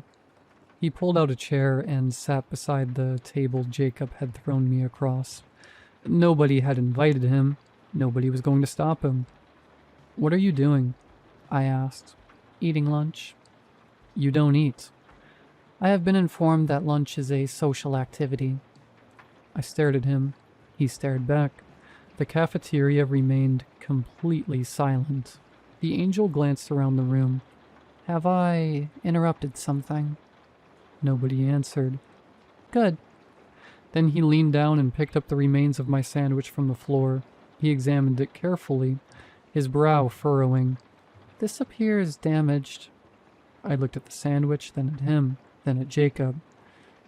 You owe me 2 sandwiches now. I sighed. My week had somehow gotten worse. That lunch break was the most awkward experience of my life. The angel spent 20 minutes learning how to chew. Not eating, chewing. Apparently he'd already understood the concept of consuming food. What fascinated him was the process of turning food into smaller pieces first. Jacob sat across from us, glaring at me the entire time like I'd personally unleashed this disaster onto humanity, which, in my defense, was only partially true. I inhaled my replacement sandwich in 3 bites just to escape. By the time I reached my office, I was already mentally preparing several complaints to HR that I knew nobody would read. Unfortunately, something was waiting on my desk. A report. I opened the folder. Missing 5,317 residents. Location: a small city in Nevada. Classification: B-class god. I stared at the report for several seconds before closing it. Then I opened it again. The number stubbornly remained the same. 5,000 people don't just disappear. At least they're not supposed to. 3 hours later, I was sitting in a briefing room explaining our plan to the B-class god under control. A B-class entity wasn't world-ending, but it was still more than capable of wiping out a city if left unattended. By the time the briefing ended, we had assembled a response team consisting of 400 security personnel, 6 negotiators, multiple research specialists, and enough equipment to invade a small country. Everything was proceeding normally, which should have been my first warning sign. We were already boarding the aircraft when I noticed movement near the loading ramp. I closed my eyes, counted to 5, then opened them again. The angel was still there. Of course he was. He stepped onto the plane like he belonged there. Several security officers immediately moved out of his way. One of the negotiators actually turned around and walked back down the ramp. I couldn't even blame him. What do you want? I asked. The angel looked genuinely surprised by the question. I wish to accompany you. It is boring here. This isn't a field trip. You said humans enjoy traveling. This isn't traveling. It appears to involve travel. I pinched the bridge of my nose. Around us, nobody was speaking. Nobody was moving. Nobody was volunteering to tell an eldritch, celestial entity that he couldn't board the aircraft. The angel tilted his head. "I am coming anyway." I sighed. Unfortunately, that wasn't really a statement I could argue with. Technically, I outranked most people in the organization except the board members. Practically nobody outranked an ancient celestial horror capable of rearranging reality whenever it got curious. 10 minutes later, we were airborne. The seating arrangement was interesting. By interesting, I mean everyone had crammed themselves onto the opposite side of the aircraft. 400 trained security personnel, 6 negotiators, and multiple researchers were all squeezed together like terrified sardines. Meanwhile, Angelo sat beside me with an entire row of seats empty around him. It looked less like transportation and more like a quarantine zone. The angel seemed completely unaware of this, or worse, completely aware and enjoying it. He stared out the aircraft window for several minutes before speaking. "Will this god be entertaining?" I looked up from my mission briefing. I'd prefer if it wasn't. "Why?" "Because entertaining gods usually kill people." He considered that for a moment. "Humans seem very opposed to being killed." I stared at him. "That's a groundbreaking observation." "Thank you." The fact that he wasn't being sarcastic somehow made it worse. I returned to my report, but I couldn't shake the feeling that bringing him along was going to become a problem. A very large problem. And considering our mission already involved 5,000 missing people and a hostile god, that was saying something. The flight lasted 4 hours, and they were 4 very long hours. At some point I fell asleep, which turned out to be a mistake. I woke up because someone was staring at me. Not in the normal way. Not in the creepy coworker way. I mean, directly staring at me from 6 inches away. I opened my eyes and nearly launched myself through the ceiling. The angel was sitting beside me, leaning forward and watching me with intense concentration. What the hell? Several nearby security officers jumped. The angel, meanwhile, looked pleased. "You make unusual noises when sleeping." I rubbed my face. People do that. "You stopped breathing 12 times. That's called snoring." "You appeared to be dying." I wasn't. The angel nodded thoughtfully.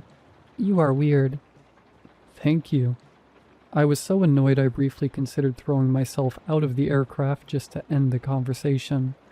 He sat back unbothered by my expression. Across the cabin, dozens of employees immediately relaxed. Apparently, everyone had been waiting to see whether I was about to be dissected. The rest of the flight passed in relative silence, which should have worried me. Whenever things become quiet around the angel, it usually meant he was thinking, and whenever he was thinking, someone ended up filing paperwork. Lots of paperwork. We landed just before sunset. The city looked normal from the outside, and that was what bothered me. It was just a normal Nevada city sitting in the desert, peaceful, quiet, and empty. The moment we entered the city limits, I knew something was wrong. There were cars parked in driveways, lights still on inside homes, food sitting on restaurant tables, and a school bus abandoned in the middle of an intersection. It looked like the entire population had simply stood up and walked away. Nobody spoke as our convoy rolled through the streets. 400 security personnel suddenly seemed inadequate. Eventually we stopped in the center of town and I climbed out of the vehicle. The silence hit immediately. There were no birds, no insects, no wind, nothing. A city wasn't supposed to sound like that. One of the researchers approached carrying a tablet. "We found where it started." "Where?" "The church." Quite fitting for a god, honestly. Then again, gods could be anywhere. One time we found one underneath the Paris catacombs, so a church was comparatively normal. The church stood at the edge of town, small, white, and completely ordinary. Security teams established a perimeter, while researchers unloaded equipment. The angel wandered past all of them. Nobody tried stopping him. A few people actively moved out of his path. He stared at the church for several seconds before frowning. That immediately got my attention because the angel rarely frowned. "What?" He didn't answer immediately. Instead, he looked toward the sky, then the church, then the empty streets. His expression became strangely uncomfortable. "I know this one." The way he said it made my stomach drop. We are currently outside the church waiting for the final breach order. The angel hasn't taken his eyes off the building since he arrived. I've seen him curious. I've seen him confused. I've seen him amused. This is the first time I've ever seen him look concerned. If I'm being honest, that's making me consider several alternative career paths. Anyway, they're calling us in. I'll update this journal if I survive whatever is waiting inside. Part 4. Final part. I survived. I realize now that survival and success are not remotely the same thing. Looking back, I should have taken the angel's concerns more seriously. "You know the god?" "Yes." That was not reassuring, not even slightly. The angel looked at the church the same way someone might look at a former co-worker they absolutely hated. "That is unfortunate." I stared at him. What does that mean? He was quiet for several moments before smiling, and somehow that was even worse. "It means your chances of survival have decreased significantly." Nobody laughed. The angel seemed genuinely confused by this reaction. Then he raised one hand and pointed toward the church. "It is one of the gods that believe it could imprison me." For the first time since Antarctica, genuine excitement entered his voice. The smile on his face widened, and widened, and widened, until it stretched from ear to ear. Several security officers instinctively stepped backward. I couldn't blame them. The expression wasn't human. It wasn't even close. "Why are you smiling?" I asked. Honestly, I just wanted him to stop. The angel's eyes remained fixed on the church. "Do you believe in heaven?" I blinked. "What?" "Heaven," he repeated. "Do you believe humans go there after death?" I stared at him. I had no idea why he was asking that. Maybe it was because we were standing in front of a church, or because he didn't think we were going to survive. Then again, most of what he did made absolutely no sense, at least not to humans. "Why would I?" I asked. The angel blinked. "Why would you not?" I shrugged. "All the gods I've met live on Earth. If they're here, who's in heaven?" To my surprise, the angel laughed. Not loudly, just enough to make me immediately uncomfortable. "You are intelligent," he said. "I've been told otherwise." His smile widened slightly. How far can his face actually stretch? "If humans do not go to heaven, where do you think souls go when they die?" Thought about it for a moment. The honest answer wasn't particularly complicated. "I don't know." The angel waited. "If I had to guess, somewhere maybe. That's usually how religions explain it." I had never been particularly religious, much to my parents' disappointment. The angel tilted his head. "They do not." I frowned. "What?" "When humans die, their souls dissipate and cease to exist." He said it with the same tone someone might use to discuss the weather. Suddenly everything felt very quiet. I stared at him. The angel stared back. Around us, security teams prepared equipment, checked weapons, and finalized entry plans, completely unaware that the angel had just casually informed me that the afterlife wasn't real. For several seconds, neither of us spoke. Finally, I shrugged. "Okay." "Yeah." "You do not seem upset." "Should I be?" The angel studied me carefully. "Most humans react poorly to that information." I was genuinely too tired for this conversation. Why? Because they fear death. That sounds like a future me problem. The angel stared. I continued.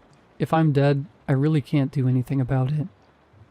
The silence stretched. Slowly, the angel leaned forward. For the first time since I'd met him, he looked genuinely baffled. You are remarkably unconcerned about your own mortality despite repeatedly surviving situations that should kill you. I shrugged. Being concerned about death won't stop death. Everybody dies eventually. The angel continued staring at me. I had the distinct feeling I'd given the wrong answer, or possibly the most interesting answer.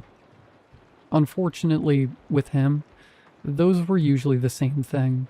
Finally, the preparations were complete. We made our way toward the church entrance. Security teams established positions around the building. After a brief discussion that mostly consisted of people arguing over who had to go in first, the security personnel breached the doors. The moment they swung open, every conversation died. The church was bigger. Much bigger. Not slightly bigger or architecturally impressively bigger. Impossibly bigger. The interior stretched far beyond what the exterior dimensions should have allowed. Rows upon rows of pews extended into the distance, disappearing into a dim golden haze. Hundreds of civilians filled those seats. Then I realized it wasn't hundreds. It was thousands. Every missing resident was there. 5,000 people sat perfectly still in neat rows as if a church service was underway. Nobody spoke. Nobody moved. They simply stared forward with peaceful expressions on their faces. The sight would have been comforting if it weren't so deeply wrong. At the far end of the impossible sanctuary stood a massive figure. At first I thought it was a statue. Then it moved. The thing towered over the congregation, its body partially fused into the floor beneath it. Thick roots, or maybe veins, spread outward from its lower half, disappearing through the stone as if the church itself had grown around it. Its head resembled that of a goat, crowned with twisting horns, while its body was covered in dark feathers like some grotesque bird. Human hands protruded from the mass of feathers, pressed together in prayer. The entire thing looked wrong, not horrifying in the traditional sense, just bizarre in a way that made my brain struggle to process what it was seeing.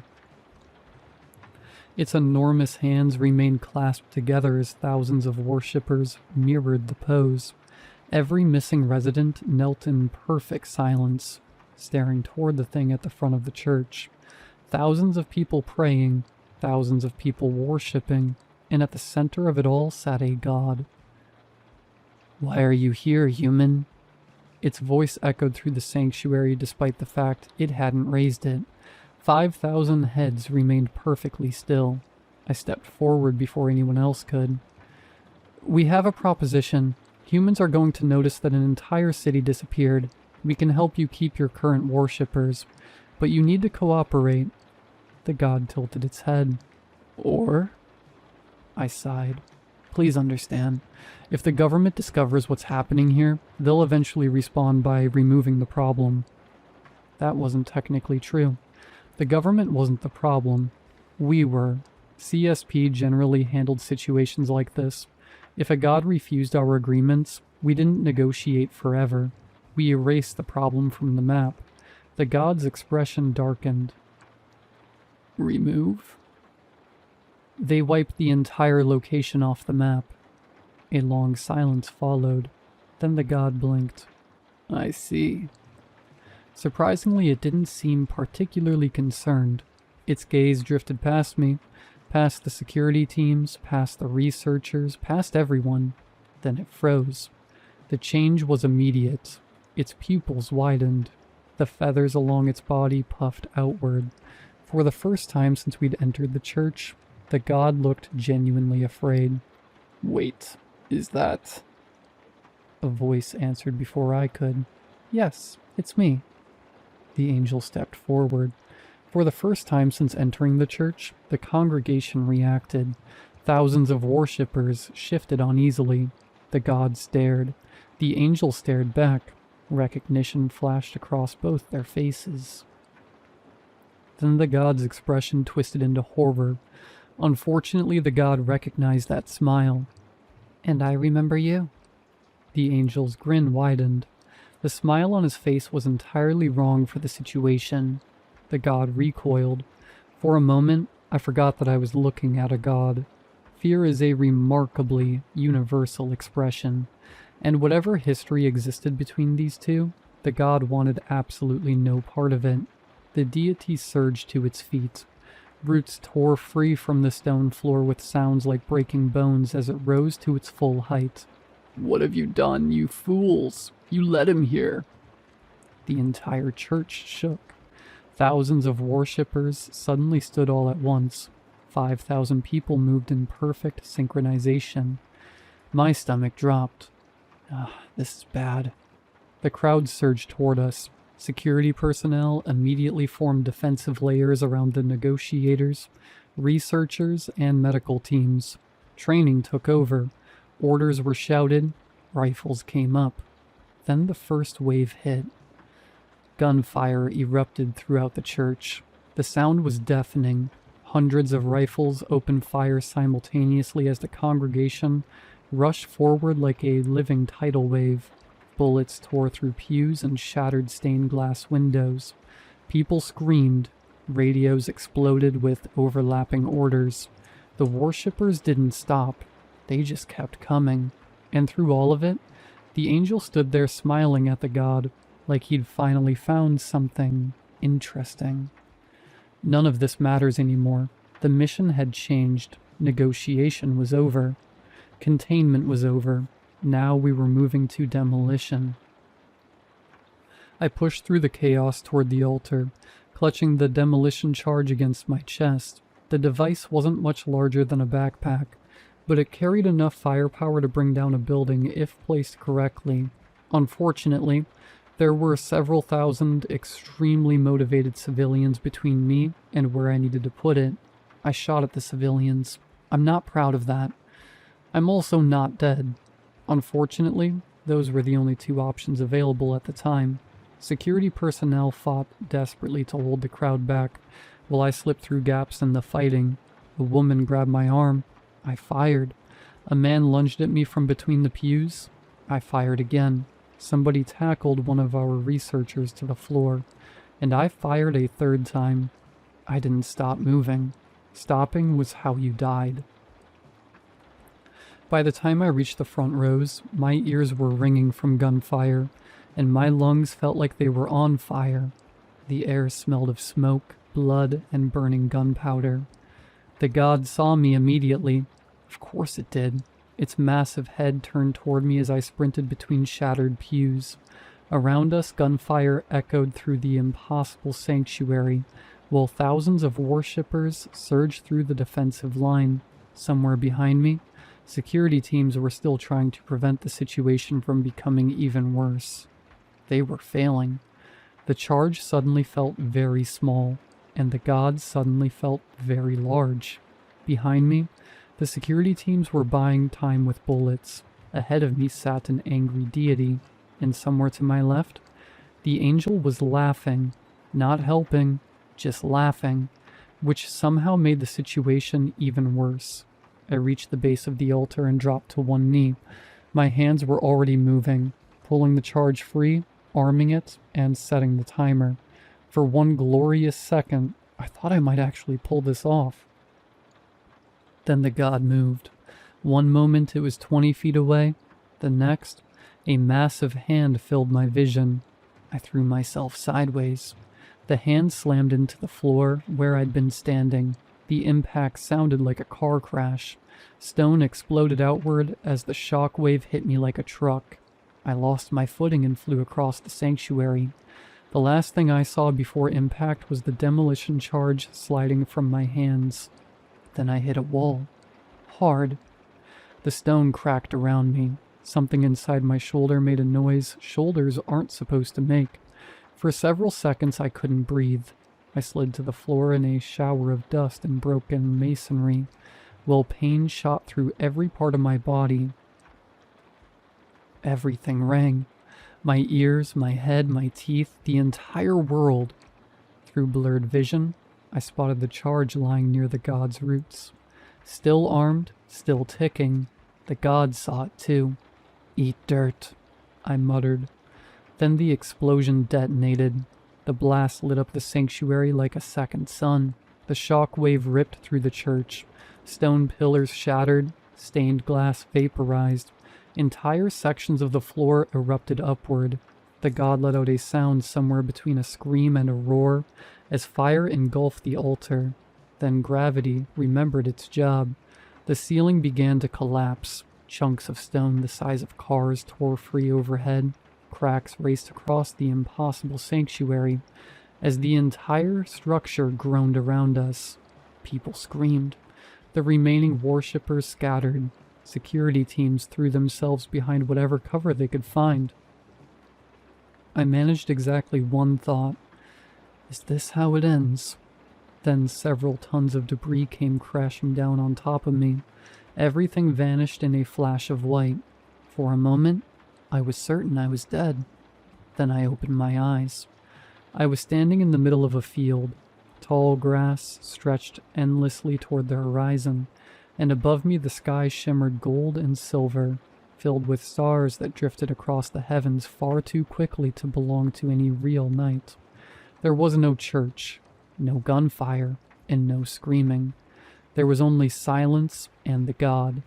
The goat-headed deity stood several yards away, motionless among the grass. Its enormous form seemed different somehow, less solid, less real, as though I was looking at a reflection instead of the thing itself. I stared at it, looked around, and then looked back at it. What the? The god inclined its head. "Hello, human." The deity's feathers rustled despite the absence of wind. "You stand at the edge of a doorway. Your body remains elsewhere." That explained absolutely nothing. Am I dead? No. Oh. The god seemed disappointed by how calmly I accepted that answer. For several moments, neither of us spoke. Then it stepped closer. "You travel beside a dangerous thing." I immediately knew who it meant. The angel? The god's expression darkened. I waited, and eventually it spoke again. "When the first voice shaped the world, every star, every god, and every living thing was given a name." I frowned. Okay. "Most names are forgotten." Its gaze settled upon me. "Some should remain forgotten." The grass bent around us as though something vast had shifted beneath the earth. Then the god recited, "Before the throne and before the sky, before the first star learned to fly, a voice bestowed both fate and seal, a word no servant may repeal. Find that word and make it real, and even heaven's hounds must kneel." The field fell silent. I waited. The god waited.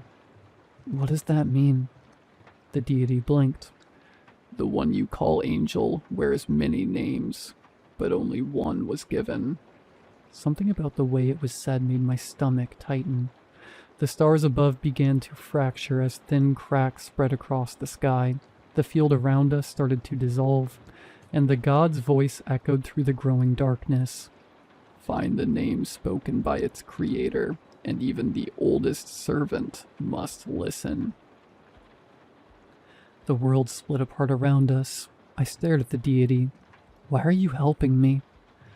For the first time, the god hesitated. The cracks widened, and the grass dissolved into drifting fragments of light before it finally answered. "Because I remember what it was before it was given a purpose." The field shook beneath us. The god's eyes remained fixed on mine. "And because some things should never be allowed power." The world shattered. The last thing I saw was the goat-headed deity staring directly at me before everything went dark. For a brief, glorious moment, there was nothing. No pain, no collapsing church, no angry gods, and no angel. Then consciousness returned, immediately followed by regret. I opened my eyes to the familiar sight of a hospital ceiling.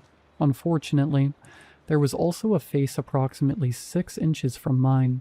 At this point, I was beginning to suspect the angel simply materialized next to unconscious people for entertainment.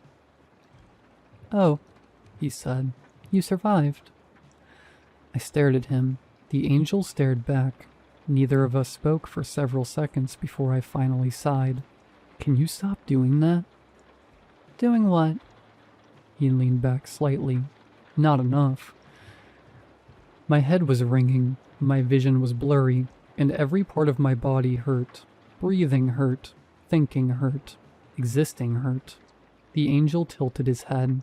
"Are all humans this weak, or are you the exception?" I closed my eyes.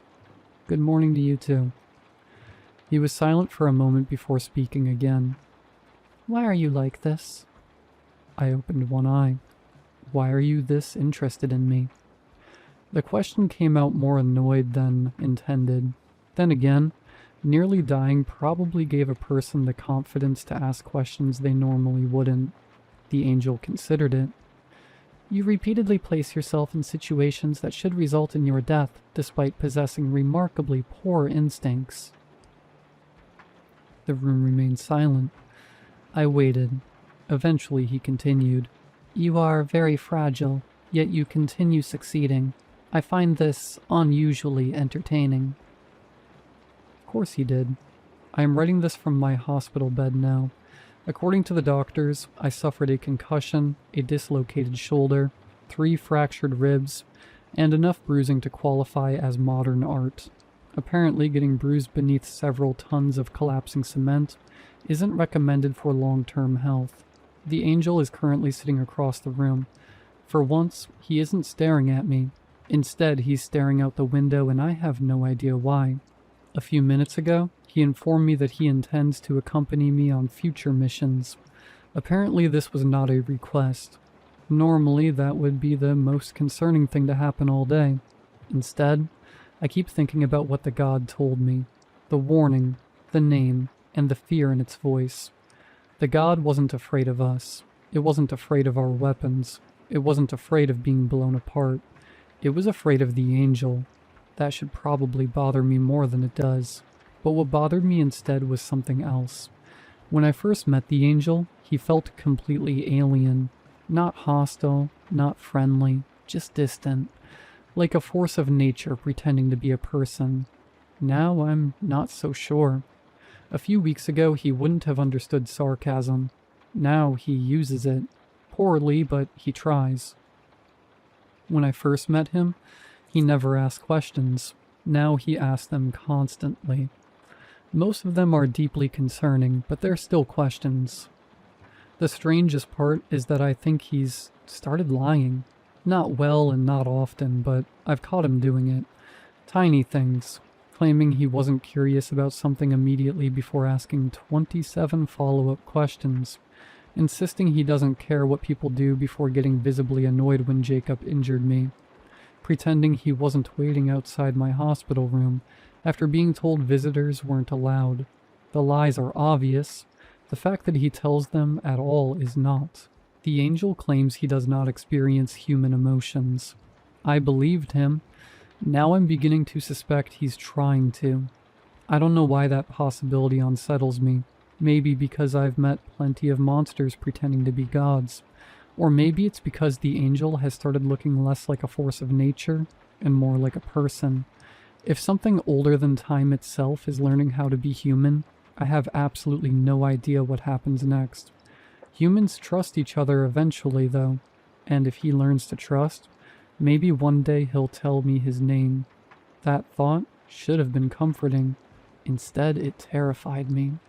A dark possibility entered my mind.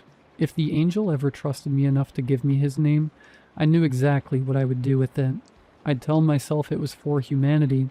I'd tell myself it was a safeguard, a weapon of last resort, something to use only if he ever became a threat. But deep down I knew the truth. I'd keep it because I'd finally have leverage over something stronger than me. For the first time in my life, I wouldn't be the fragile one in the room. The realization made my stomach turn. The god warned me that some things should never be allowed to have power. Looking at the angel now, I'm starting to think it wasn't talking about him. I think it was talking about me. The angel just asked why I was smiling at him. I wasn't aware I was. Considering I've spent the last 10 minutes figuring out how to blackmail an entity older than civilization, that's probably not a great sign. Anyway, if I don't update this journal again, I've either completed my mandatory counseling, or I'm having another terrible day babysitting an entity older than time itself, for an organization that shouldn't exist.